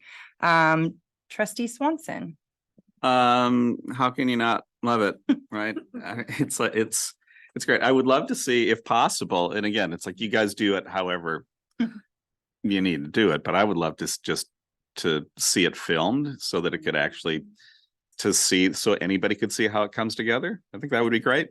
I had a dream the other night about frogs too, so these really vivid dreams, and frogs are in my dream the other night too. So to see the frog there too, it's just there's just nothing not to love. You said slam dunk, I was thinking layup for us as a board. This is a layup. And I'm really, I know nothing about sports. So, but anyway, for us, I think this is a layup. Thank That's you, great. Trustee Swanson. Student Trustee DiMaggio. This is really amazing. Thanks to our PTA. And like almost all three sides of the container are visible, or is this just going on one side, or? I believe she's going to wrap it all the way around. Oh, wow. Yeah.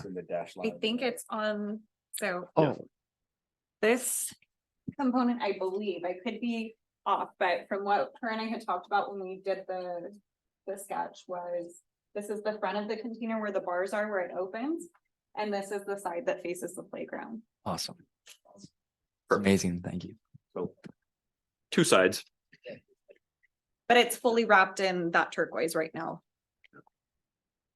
Yeah, the whole shipping container just got painted the background color, and it's this really bright aquamarine green. It's really pretty. So even the side that won't get the mural, it's not that rusty brown color anymore. It's pretty. Yeah, it's already pretty. Okay, then since the board has all had an opportunity to discuss, we will go out to public comment on this item. And it looks like there is no one online and no one in person coming forward to the podium. Okay. Anything else, board, or would someone be interested in making a motion? I would love to make a motion to approve this mural. I will second that. Okay, motion made by Dr. Hazen and seconded by Trustee Otmar. Can we get a vote, please, Mandy? All in favor? Aye. Opposed? Thank you. Okay, vote carries unanimously. Thank you both. Awesome. Thank you. Thank you. Okay, you can stay there, Director Anderson. Next. And next up is the Pacific Grove Middle School mural proposal.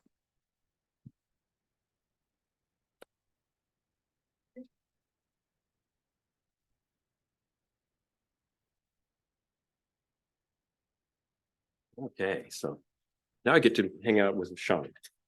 So tonight we also have another mural. I guess it's a night of murals. Why is it not sharing? I'm sorry. It's a different one, guys. I'm so sorry. It's not that. Why is it? Okay. Stop sharing. It's done. Okay. Shared one. Oh, that's a. Yeah. Back to it.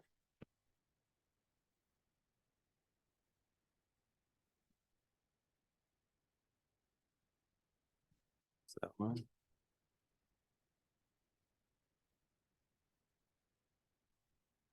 Share screen again. Let's see what happens.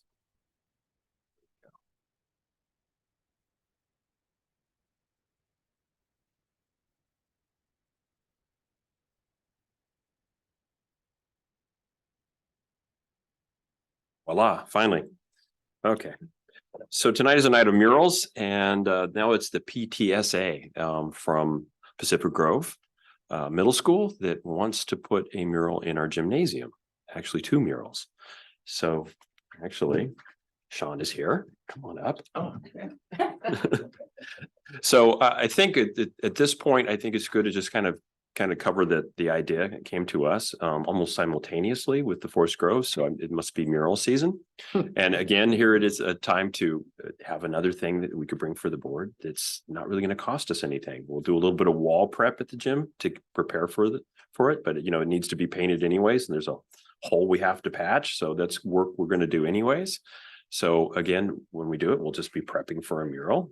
Should you say yes to this, which I'm hoping is another slam dunk, especially since it's in a gymnasium. So anyways, this is the current wall that is in question. There's one on either side, they're both the north and south side of the gymnasium. And they're just kind of a plain drab blue wall with a couple banners stuck on them. There's a nice hole in the wall from a basketball that errantly hit the wall. And so we'd like to patch that. And so like I said previously, we need to paint that wall anyway, so we might as well prep it for a mural.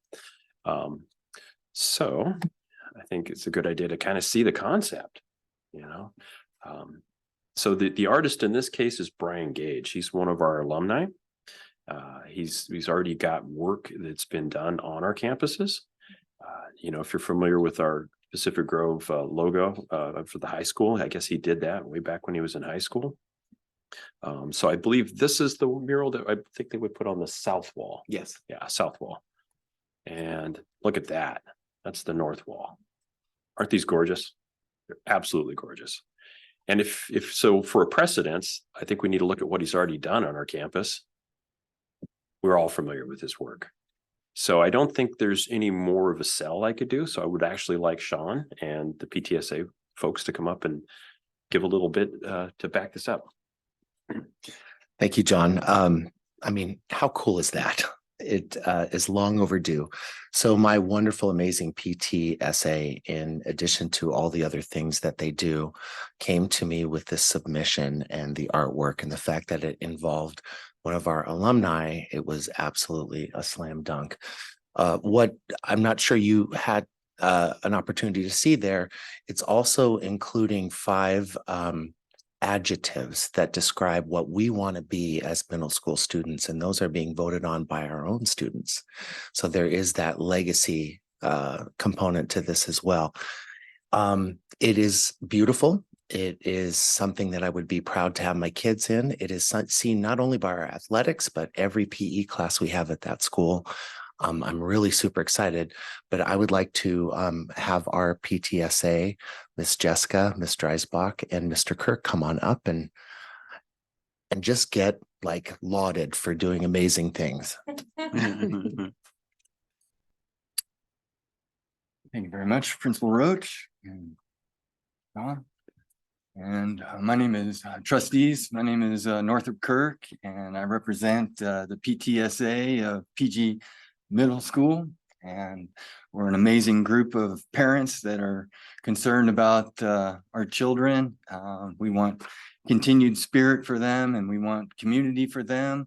So we came up with an idea that we want to every year kind of have the 8th grade class give a gift back to the school, something they can work on throughout the year to give back. So sitting in the gym, watching our kids play amazingly all their sports, and sometimes the games don't go our way, so we're looking around for a little spirit and a little bit of a little direction. And I'm looking on the walls and I see banners of previous championships, but I think it's dilapidating. It is what it is, and it's a long time coming.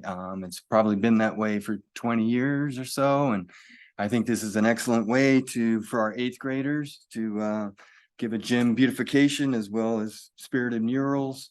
We're gonna have our school mantra up there.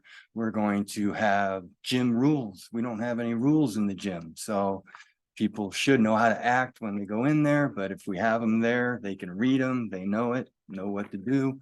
So we are reaching out to our parents, and we're asking for them to, if they can, to donate towards the mural. We're going to have a donor section on one of our walls for all those who donate. We're hoping all parents can do it. Currently, we're asking $100 donation. We'll get their family name on the wall, as well as businesses. And we've reached out to local businesses already, and we've already had success with that. So a few businesses already responding. We're looking to do this during winter break. So as soon as the kids go for winter break, we're starting on it. They don't come back until January 9th. January 9th. I'd love to see you all there.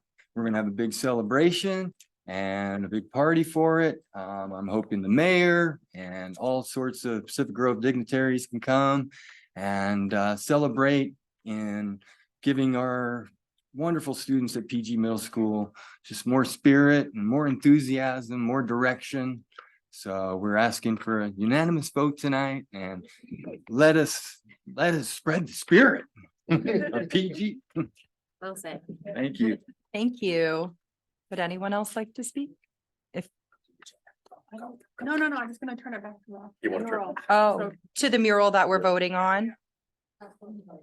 Yeah, That one? it's lovely. Yeah, an alumni is coming back to give. He's doing it at a very reasonable rate, and he's excited, and so are we. We've been talking about this since July of last year, and basically everybody on the PTSA is really excited about it, loves this idea. We do so many things that we're just like kind of keep going, but this is this new idea that Northrop came forward, and everybody has been working hard to, keep it moving forward. So we're hoping you do too. Just real quick too. The first time Dr. Adamson came onto campus, the first 3 members that she met were 3 members of our PTA after our honors breakfast. And so I think this and the work that they're doing at Forest Grove really sends you a message about the strong parent support that we have in this district. We're very, very lucky to have these folks. So I too hope you unanimously support this evening. Thanks. Thank you. I agree, Principal Roach. We're very lucky with the families we have. This is going to bring so much life and energy into the gym. It makes me smile just looking at it. I'm excited. As an athlete, I'm going to be like, yes. But as a trustee, I will be reserved. Okay. Have we gone out to public comment?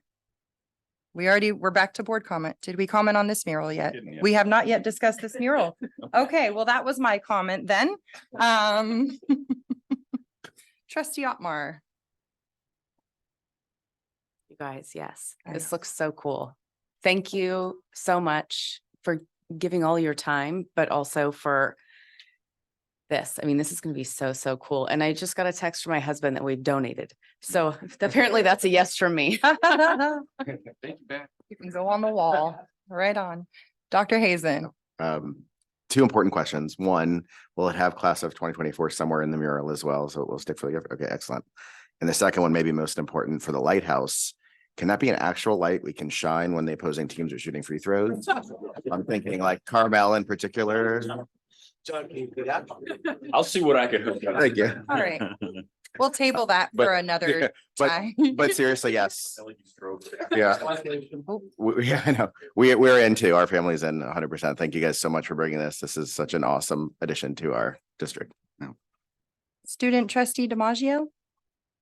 Thank you so much for planning this out like so thoroughly and well. This is really perfect in every way. Thank you.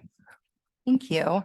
Trustee Swanson? That's great. I was just thinking, what kind of horrific monster would I be if I didn't support something that, no, it's great. And I love the idea. It does light up the room, and I know we've talked about this over a little bit over the last few meetings that we've had too, about how do we build community spirit, and this is just one of those, like many things that I want us to do to unite the community and build spirit. And yeah, this will be great for it. Absolutely. Thank you. Thank you for that. We will go out to public comment then. We've got no hands up online and someone approaching the podium in the room. Director Rogaman. I think it's important for you to understand something about the artist that is going to be painting this mural here. Brian, I had the pleasure to coach for a couple years while he was a running back and cornerback for the Breakers. And in 2003, the same year that my daughter was born, my wife was watching the game from the end zone, parked in a car that wasn't ours because ours had broken down like a week after Claire was born. And so she's sitting in the back of the end zone on just a driving rain. It was a driving rain. It's back when the field was grass and the stadium was wood, right? Andre had to go and like fix a few of the planks in the stadium to make sure that people didn't put their foot through the stadium. That's the kind of stadium that we used to have. And the field always drained down toward Congress. So we always got accused by Carmel of artificially soaking the field and making it muddy on their side. And so their coach planned up a trick play. It was a play where they tossed a pass to the running back, and then a running back threw a ball to a person running a deep route. In our game, they broke off the route shallow. Brian, who was playing cornerback at the time, saw that, cut in front of the receiver, picked off the pass, ran it in for a touchdown, gave us a 17-0 lead at halftime, wound up winning the game 20-4-0. But not only is he a talented artist, but he is a shoe game hero. So I strongly recommend that we go with Brian Gage to put that mural in our gym. Thank you. Thank you for sharing that story with us. Could I make Giving one us the quick amendment? context. Could we add like a little 24-0 in the image somewhere, just hidden, where only the people that know could see it? I think we could have to be really. Uh-huh. Right. We'll all remember that. Okay, if there's no further public comment, we'll bring it back to the board for any further discussion. Trustee Swanson, Nothing further. trustee Otmar, Dr. Hazen, trustee DiMaggio. Okay, with that, is there a motion? I'd make a motion. I move to approve the Pacific Grove Middle School proposed mural. Okay, I will second that motion. So motion made by trustee Otmar, seconded by clerk McNary. Vote please, Mandy. All in favor? Aye. Opposed? Thank you. Motion carries unanimously. Thank you all. It's so cool. I hope we can all join you when it gets revealed. And yes, thank you so much. Okay, it is 8:09. Board, we are moving along. I guess, is anyone in need of a break, or are we up for plugging through? Okay. That's 3 out of 4 keep goings. I'm okay with that too. Okay, moving right along in action discussion to item E, Monterey County School Board Association seeking potential new organizations to be added for consideration to the 2024 Excellence in Education Award. And this is Dr. Adamson's first item. Well, thank you so much, Acting President McNary. And really, this is a request that we're receiving from Monterey County School Boards Association. As you know, our current president, Carolyn Swanson, she serves as our representative on the actual executive council. And so we're being asked to consider additional organizations to add to the list. And you'll see that there is a list of options available that really would be open for your discussion and decision this evening. Thank you. Okay, with that, board, I guess I'll just put it out there to all of us. Are there any new potential organizations that we would like to add to the list of nominees for 2024? Trustee Swanson? I didn't read, quite honestly, I did not have a whole lot of time to really delve into this one. So I don't have anything to really contribute on this one. Thank you. Trustee Otmar? I don't either, but thank you. Trustee Dr. Hazen? I thought of a few, but I noticed they were already on here when I started going down that route. So I don't have any off the top here, but again, it was one I'd love to hear from the public if there's anything we might have missed. I felt the same way. The organizations that came to mind have been recognized or are already included, which is great to see because there are so many. Trustee DiMaggio. None, thank you. Okay, thank you. That takes care of the board, and then we will go out to public comment on this item. No commenters coming forward in the room and no one raising hands online. Okay. We'll close public comment and bring it back to the board. Is there, I guess, do we need a motion if we're not adding anyone to the list or taking any action? There is no action taken. Okay. Board, no further discussion or action needed. Okay, that's the consensus. So with that, we will not be adding any nominees and we can move on from this item without any action. Okay. Item F is agreement for consultant services with Leadership Associates. Superintendent Adamson. Well, thank you once again. And yes, I bring forward this contract for your consideration this evening. As you know, this was one of the requests I made as part of my employment contract. Leadership Associates was the firm that really, you worked with closely through the search, who performed the search to find your new replacement for superintendent. And they offer incredible mentorship and leadership for first-time superintendents in particular. And so, through this contract would allow me to actually be assigned a mentor who they offer an array of very experienced former superintendents who would, provide that leadership and mentorship. And so I hope that you will consider this evening for the next 2 years is really what the contract would be. But I think this is for just 1 year. And so it would, follow through all the way through till June 2024. Thank you. Okay, we'll bring it back to the board for discussion. Dr. Hazen? I was expecting this and happy to support it. I was impressed what they did with the search, so I'm sure they'll be a good partner for you as well. Trustee Otmar. Yeah, agreed. I don't have any questions about it. Thanks. Trustee Swanson. I'm in full support. I think it's great that you asked for it. And how could we not support that? No, it's admirable. So by all means, yes. I agree. Thank you for requesting it, and it is in your contract.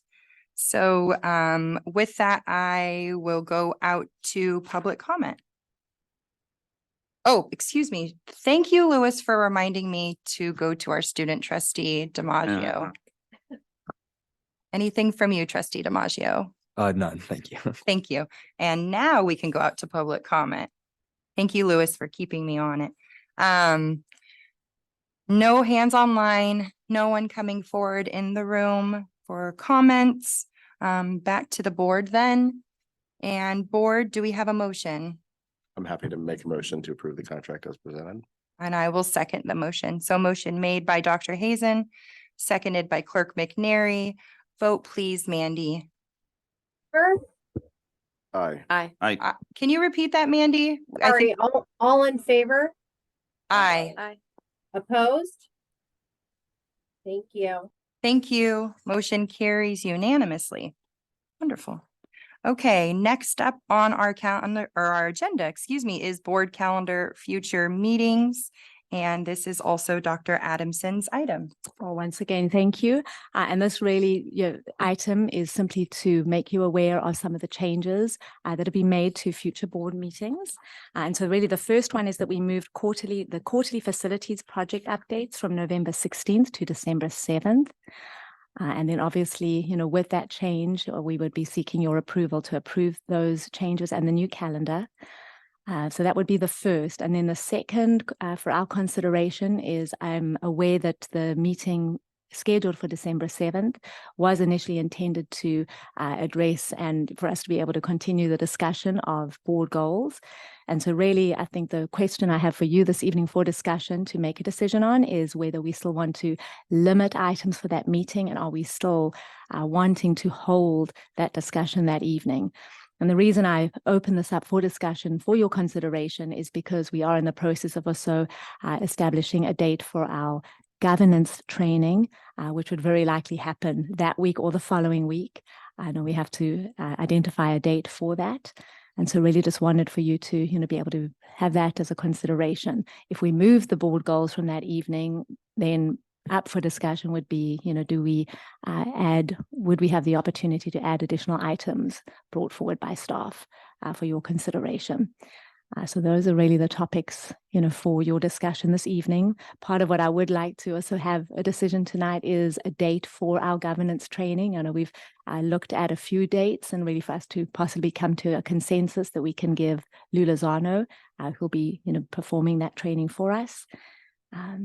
And I think that was it. I think the only last item was that I know special ed contracts were originally scheduled for November 16th. And really, the question I have for you is, do you still wish to receive that as an update? But again, that's really for this evening. And I know that wasn't really scheduled. A few items for discussion. Thank you. All right, bringing it back to the board, Trustee Swanson. I like the idea of moving our goals after we have our meeting and really hash all those things out. So I don't know what exactly that date would be, but I think that that's a good idea. So if we can figure out when we're going to actually do that meeting and then I think that'll help us get together more on what, redefinition of board goals we might have, or additions, or how we redefine those. But yeah, I'm in favor of adjusting that. Don't know exactly how we do it, but yeah. Okay. And on the question of dates for governance meeting, I think this might be one where we end up having to pull out our calendars altogether, but maybe we'll save that for the very end of the discussion, and we'll just comment on the other items brought forth by Superintendent Adamson. Does that conclude your comments, Trustee Swanson? Yes, Thank you. Dr. Hazen. Yeah, and on that front, I know there were at least 2 days that were potentially before the 7th, though. So that's one option, is we could do both. If we did the board governance on the 5th and then did the board district goals on the 7th, that would actually still be a option. Just to say, but at the same time, it does look, and I say this very naively, that January 11th is a pretty light agenda item now. So I would also feel comfortable pushing the board goals back to that if we just want to be 100% certain that we've done our governance duties before. Thank you. Trustee Otmar, I see you there with your calendar. Yeah, it's tricky for me, but so we can figure out a date, but I agree. I think it's much more effective. I think it's much more effective to move it and have our goals after the training. So I'm in full support of moving that or adjusting it so that we have the training followed by the board goals.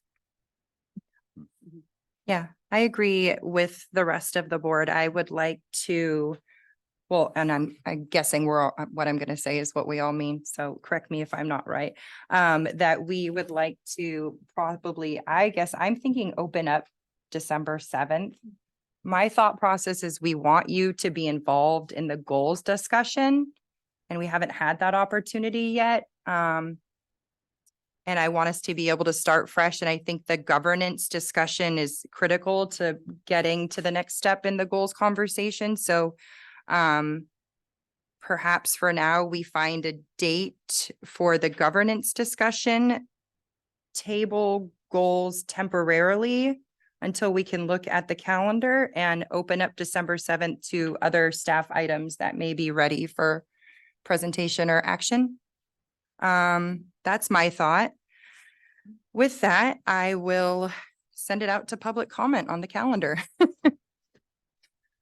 And it doesn't appear there is any public comment on the board calendar. Okay, no one online, no one in person. Thank you.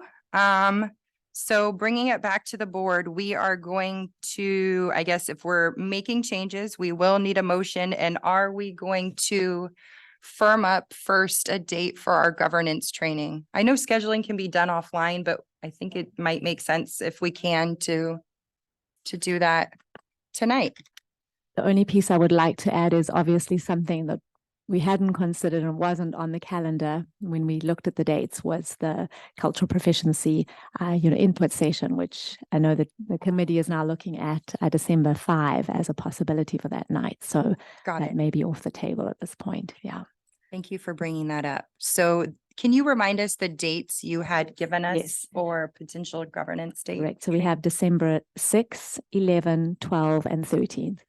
6, 11, 12, and 13. Okay. Board, let's do this. I will start with my availability, which is 6, 11, 12. Wait, should I make like some type of chart for this? Go ahead. Dr. Hazen. I just wanted to mention, I think the 13th is the winter concert for It is, PGUSD. yep. So I'd like to get that one removed. Okay. The 12th would be something I could definitely sign up for based on my calendar. The other dates I would be harder pressed. So not to narrow it down to the 12th immediately, but Okay. that is the way my calendar is looking right now. Thank you. Trustee Otmar, do you have availability on the 6th, 11th, 12th, or 13th? No. All right. No. Okay. In the evening perhaps, but it wouldn't allow for enough time. So no. Okay. Just to clarify, what do you mean in the evening? Like what you're saying, like post 6? I'm not sure how many hours. It we would depends do how for this. many hours. We're that- looking at about 3 hours. And Okay. I mean, what Lulazano has indicated is that he could begin sort of late afternoon if that worked for everyone's schedules.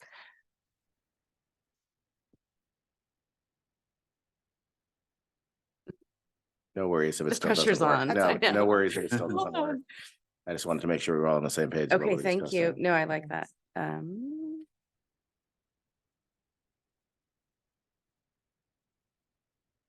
Okay, the 11th or the 12th, if it's in the evening, anything after, let's say 3:30 or 4, I could do that. Thank you. Mhm. Oh, that makes it easier. Thank you. Yeah, for sure. It's hard to find the chunk of time. 12. 12. Yeah, 11's bad, but 12 works. I can make All that. right. I guess we have 4 of us that have said we are available on the 12th. We do not have President Swanson in the room for her availability. I think it does make sense if we can get it on the books to add it into the calendar. Because the scheduling part seems to be the most challenging. And just to be clear, we will have another opportunity before that. I know we don't want to do that to Lou, but if there is a conflict with President Swanson, we could change that at the next meeting if we need to, right? Yeah, I think my hope would be that we reached out to President Swanson soon after Right. the meeting, just to confirm. So if we need to Agreed. change course, then we can, but this is kind of my hope that we all will have that date available and can do governance training on the 12th.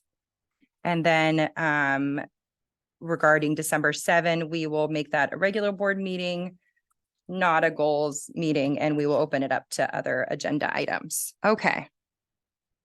So we do need a motion then. Okay.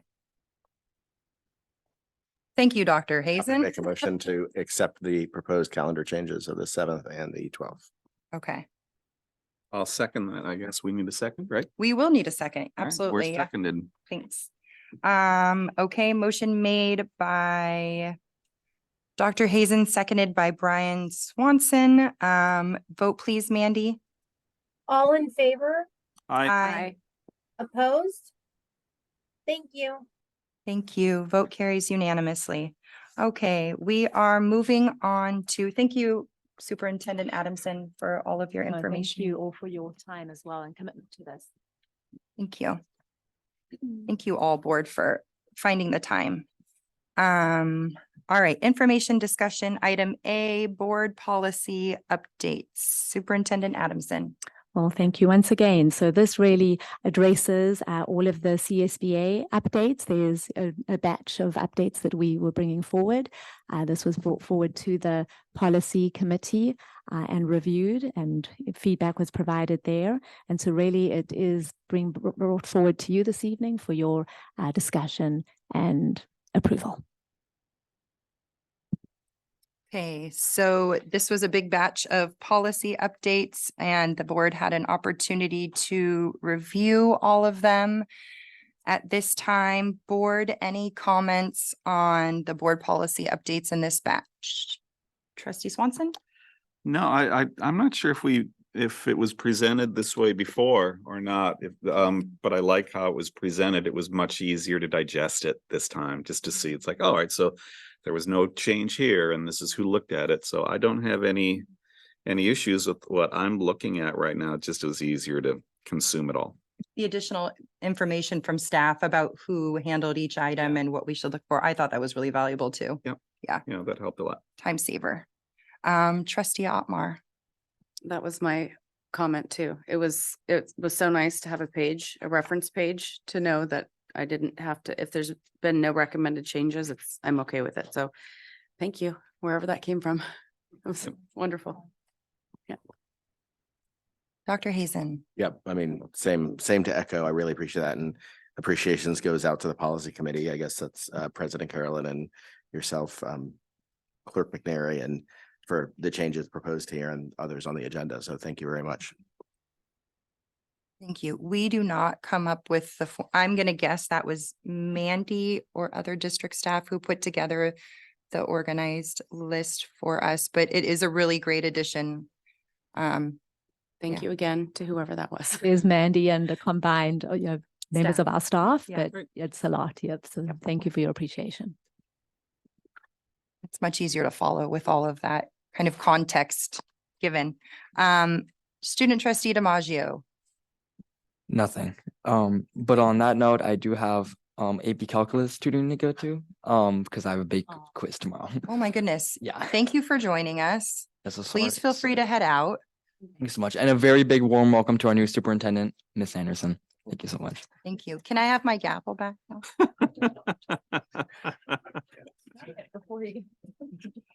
You can't. That will, if he hits it, it ends the meeting. So I'm just kidding. I'm just kidding. Thank you, trustee DiMaggio, Thank for you. being Have a here, great for your Thanksgiving, too. contributions.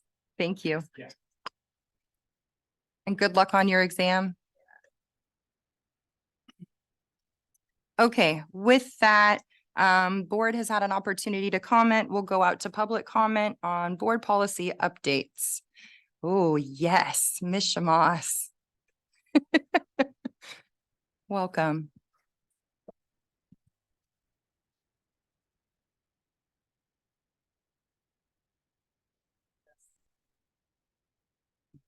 Sorry that the student left. Because as far as your board training goes, you're not including the student, and really these students, they have no real idea of how the board works and what their real role is. Yes, you call on them and, he's got a big stack of papers in front of him, but he's, so just keep that in mind that when you're talking to Lou Lozano, that maybe they could do a separate one for students that want to be student reps, but we really have no formal education for these kids that come in and are the student reps. We just let them sit there and, we've kind of piecemealed it together. So consider that as part of your board training. And so I'm folding this into the policy because I'm sure there's policy on it. Thank you. Thank you. Thank you for that suggestion. Any more public comment? We've got one more public comment in person, it looks like. Hi, Larry Hagquist, Pacific Grove High School Assistant Principal. I just wanted to respond to the comment that was just made. I was a leadership teacher for a few years, and there was a training at MCOE that I attended with our former superintendent, Dr. Ralph Poros, and several of my leadership students, including the student trustee and several other students. It was called the Student Board Leadership Training, where students were able to sit, learn a little bit about what it means to serve on a board, and work together with the superintendent. And that's happening again this year, actually, just in a few weeks. We've already had the request for the students to attend that training. So just wanted to let everybody know that that type of training does exist and it does happen. Okay. Thank you for letting us know. Any further public comment? Seeing none, I'll bring it back to the board for any further discussion. Shaking heads, anything? Nothing from trustee Otmar. Okay, board, do we want to give direction to have these updates brought back for approval on consent? That has been our process to date. That sounds about right. Trustee Swanson's in Yes. agreement, trustee Dr. Hazen is nodding, and trustee Otmar is in agreement. So we will ask staff to bring the updates back for approval on our consent agenda at our next meeting. Thank you.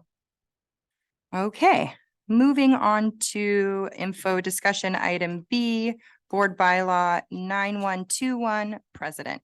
Superintendent Adamson. Well, thank you once again. So this bylaw has been brought forward for your consideration and really just discussion. It is an informational item and really it addresses a slight change that has been presented and proposed for how the president is elected each year. And so really, I'd like to, open it up for that discussion amongst all of you this evening.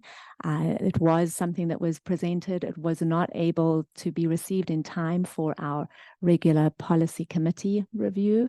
And so it came up during the agenda review item. I was informed yesterday that the way it's presented, it does not really accurately represent, what the request was. And so I'm really going to open it up to the four of you to have a discussion and really talk about how you want to proceed in how this process is followed. Thank you. I'll start with Dr. Hazen. I'd love to hear from someone else who is more involved to hear exactly what was mentioned about how it wasn't necessarily presented right, what the right presentation should be before we discuss. If that makes sense. So I can speak to being in the policy committee meeting and what was requested. Okay. It was requested that we determine president by rotating through the trustee zones in the same order every year to determine who is president. You rotate on and then as clerk, and then you rotate into president the following year. That's my understanding of what was proposed, but did not come to us in a policy in the bylaw, or that was presented as an option from legal counsel. Does that help you? Yeah. Okay. That's So it very wasn't helpful. kind of an ascension from clerk to president. It was more of trying to create a system that was equitable, that rotated through the various communities that we all represent. Right. And that each community representative would have an opportunity to be president, but also you can pass. You don't have to. I mean, there are many reasons why someone may not be interested in taking that position, but that's my understanding. of Thank you. No, I the really idea. I Yeah. appreciate that clarification because I was a bit surprised that it was, one of the options was suggested there's actually legal challenges to it. No, that wasn't what was requested. I understand, but I was saying what was on there, that there was a potential legal Sure. challenge to a rotation rather than a vote. Since there is board bylaw saying Yeah. that one shall be. So I will say I'm happy to discuss this further. I think I would suggest we bring it back at a later date for discussion if we want to. I mean, I know there's some time and concern over that, but I don't feel comfortable discussing it as it was presented or supporting it in any way at this point. I hear you. Thank you for that. Trustee Otmar? I need to clarify as well. So as I was hearing you, you were saying rotate presidency through trustee zones. And then you said, maybe I misheard, you said, and then the vice president, the clerk would move up. I'm confused So on how. I guess for right now, I would rather we have the discussion when we have something presented from legal that is in writing the system that was requested and not me winging it from the dais. The system that I am aware of is done in other neighboring districts who have our same lawyers. So my understanding is there is a way that it is legal. The way it is presented does not seem to be the way. So I guess I would also be in favor of us, if we're going to talk about a different system, we all get that information, we all have it, we all can read it and digest it before we start talking about other options. That would be my position today, given what's in the packet. Yeah. Trustee Swanson? Oh, sorry, Laura. That's okay. Okay. So I am not in support of this in any way whatsoever. I think that the board should be the ones that vote through the presidency. We've been doing this, I think, since like 1989. That doesn't mean it should stay just because this is how it's been. But I am a staunch believer in democracy, and there is a democratic process that happens amongst this board. And so personally speaking, as long as I'm sitting here, I'm not interested in seeing anything having to do with a rotation for myself. Yeah, are you done too? Okay, so I didn't mean to make it sound like that. Are you done? No. So, yeah, I mean, I feel the same way that you do, Trustee Otmar, and I'm 8 years into this, and there have been times when, I think about, how many years did John Paff serve as president, and he served because the rest of the board really they just wanted John. That's what we wanted. And so, although I do understand the idea of, it's like, well, maybe there could be a rotation, but the notion of that doesn't really outweigh what I think I really like and what I think I've seen the other board members gravitate towards, is like, who do we want to be essentially running the meetings is the other thing too. And that's ultimately what the job of the board president is to do, is just to run a good meeting. So as much as I get the other side of it, I'll hear people out, but I'm not supportive of changing the way we're doing it right now. So that's all. Thank you. Yeah, timing wise, nothing's gonna happen for this election cycle. So ship has sailed, so to speak. I think the idea of bringing it separately was because typically these items are just in a policy pack, and the idea was to be transparent and to have a discussion with the whole board, and it not just be one of 400 pages that might slip through and we all find out, on the backside that we've changed the way we determine who's president. So thank you for being willing to have the conversation. I guess it sounds to me, well, I guess I'll ask, let's go out to public comment for a pause. Thanks, Louis. No one. Go ahead.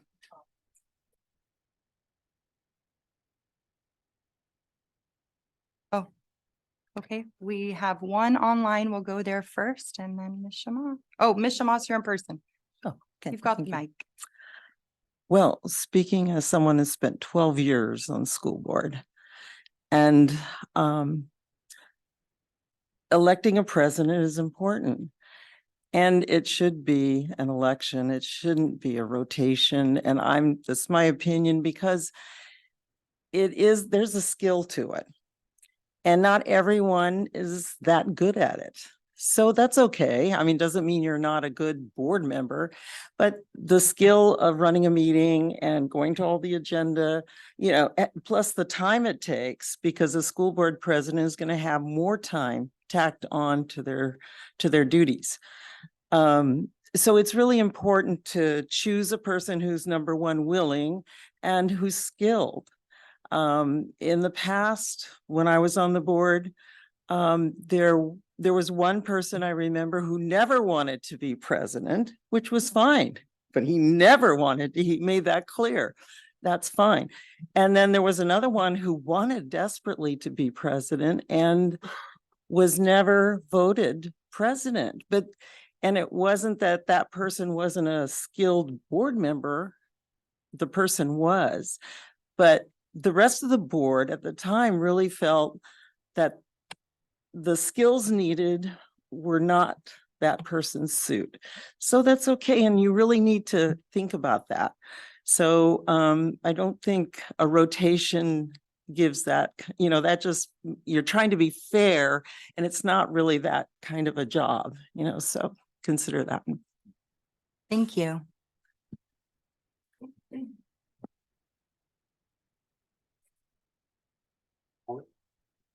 Molly is online. Molly, go ahead. Hi, I like the idea of the community having the ability to or access to choosing student leadership or having their input.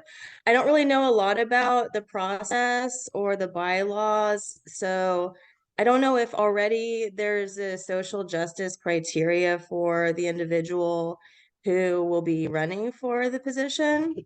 But I feel like the community offers more of a diverse opinion on, or, just input on, who's going to be running. And I feel like having a social justice oriented individual who can be in leadership is really an important ethical standard. And so that's why I feel like it would be good for the community to have an input. So does the student has anything changed in the bylaws about a social justice criteria for the individual? That's all. Thank you. The board cannot respond to public comment. So we will not be able to answer your question unless there is another board member who also would like that answered. If not, we can direct Molly to staff if she would like additional information about the process and the criteria. Does anyone on the board share the question? Okay. Good. Molly, we will have Superintendent Adamson connect with you so that you are able to get more information about what you're requesting. Thank you. Okay. Oh, I'm sorry, That's Mandy. okay. No, you're all right. I didn't even look up. That's okay. Mandy Ackerman, Executive Assistant to the Superintendent. And a couple of things is I will happily forward the email that I sent to Lou Lozano and copied the attorneys to the rest of the board, because I think it's important that you guys see that we verbatim asked for exactly what you and Carolyn asked for behind the scenes and in our policy committee meeting. The fact that our attorney responded and gave us these options, that's from our attorney, that's from legal counsel. That's not from us making a mistake on our end. So I think it's probably, maybe this is something you want to consider him having come and present if this seems like something that you guys don't seem like you know what you're asking for. I also think it's really telling that Carolyn's not here tonight. And I think what you guys are trying to do behind the scenes is really shady and manipulative. And you can look at me, I'm talking to you. And I think it's really telling because the proper procedure is to do it in a policy committee meeting. You know that, Carolyn knows that, we all know that. We've been here long enough. And I think it's really disappointing that we had to take a bunch of backlash behind the scenes because you don't like the outcome of what happened in this bylaw that came to the packet. Thank you.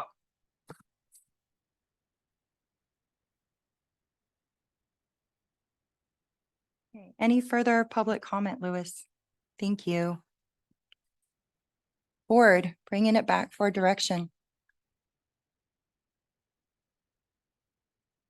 I don't think we have any, really. We don't have to move on it at all. Right? Okay, Yeah, I'd be happy to see it, given the discussion comments, to have this one table, let lie okay. and be done. Can I give direction that I don't want to see it back? Is that a possible direction? I mean, I'm not interested in this whatsoever. Yeah, I'm- no further action is needed, right? Yeah. Okay. Okay. That's Perfect. the end of it if no further action is needed. Okay. All right, moving on to future agenda items. We have a long list. Yes, we do. And I think during our agenda meeting, we just discussed Dr. Adamson going through them with us. So Absolutely, yes. Okay, Please thank feel you. free. Thank you for that opportunity again. So yes, I'll go ahead and start from the top, and there are some little updates I can provide as well on some of them, but we have the subcommittee with the City of Pacific Grove, which is scheduled for December 14th. Let's see, we have the review of the business contracts for the fingerprinting section, which will come through January 2024. Let's see, Human Resources Organizational Review Plan. That is a result of the audit that was recently done. So that will be something our Director of HR will be bringing forward January. That should say 2024. I just see that, not 23. Let's see, next we have our cultural proficiency training, and that's something that you heard a lot from Director Rogerman this evening about. So that will be coming forward as with additional input from our community input sessions. We're excited about be able to present that. And at this time, that's the actual training piece of it as well. And so for the board. And so, yeah, once we get that contract, we will definitely be bringing that forward. We hope to bring that at the next December 7th meeting for your consideration. Let's see, the board self-evaluation, that will be a part of our governance training. So right now we've got a tentative date for that, December 12th. Let's see, the common school year calendar with surrounding districts. I know that this has been a discussion that has been brought forward previously. And so I think, there's a little bit more discussion that needs to be had with this. I know there's one trustee in particular, I think, has brought this forward, and I'd like to gather a little bit more information, and then we'll bring forward some more specifics on how we can move forward with that as well. Let's see, the next is our comprehensive school safety plan, specifically with a component to represent our LGBTQ plus community, specifically regarding student safety. And that has been requested that we have something bring forward January 2024. So that is something I will be connecting with our staff on, who really oversee our school safety plan. And so we will be bringing forward something on more information regarding that at the January meeting. The next one, staff support for combating incidents of racism. I know we've indicated there that is ongoing, and we really see that as part of that overarching plan that Director Rogerman is working on, and that we will be gathering input from the community on in the coming weeks. And also that will also be a component that we hope to include in some of our LCAP input sessions as well. The cultural proficiency implementation plan, again, I see all of these very much interrelated. And so that too will be something we'll be bringing back and be able to give you more updates on and progress on based on the input that we receive from the community at the December meeting. And that too, at this time, I think we're looking at January as well for an update on that, if that works for you. Board governance, we have a tentative date there as well for December 12th, so that's exciting.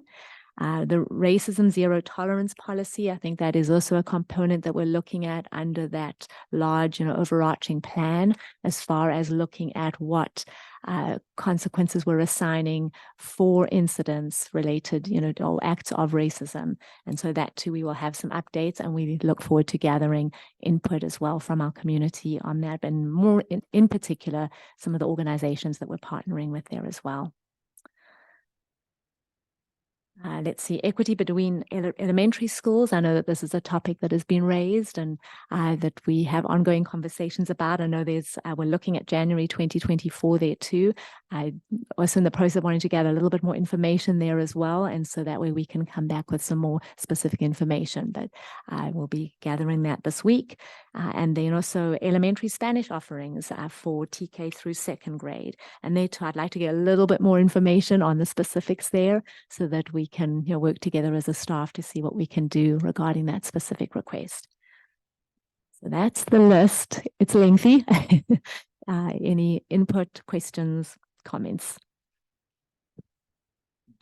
Just one quick thing. I mean, I would love just to make sure that the comments that we receive be part of our board governance, because I think that's an important thing. We need to make sure if there are people feeling unheard, we deal with that appropriately within our district.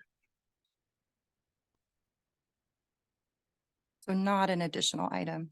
No, just something to add for on the that, discussion. since that was an item that was on the additional Thanks. and the timing we might not have to discuss before. I just want to make sure that we put a sticky on that or. Gotcha. Thank you. Trustee Otmar? Nothing? Nothing further here. Nothing further from me. Public comment. One comment coming from online. Molly again? Molly. I have Go a lot ahead. to say tonight, I know. I will, so I would like to see, and I heard this earlier, the administrative staff be a part of, if possible, the cultural proficiency trainings and any trainings that the school can offer for racial bias.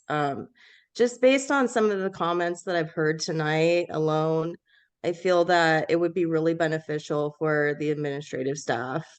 And because it starts from the top down, and if we give these training to the staff but then the administration doesn't understand these concepts, it really isn't useful by the time we as parents try to communicate, because again, it starts from the top down. So yeah, that's it. Thank you. Any further public comment online, Lewis? None online. Principal Garcia is not coming to the podium. He's just getting resituated. And Principal Roach is, I'm not going to say everything on the mic. Okay. It looks like there is no further public comments. Board, is there any direction or additions, changes to our future agenda item list? Okay, I think we can then conclude that item, and is there anything further? No. Okay. Thank you. Apologies. With that is the end of our agenda, and we can adjourn our meeting at 8:53.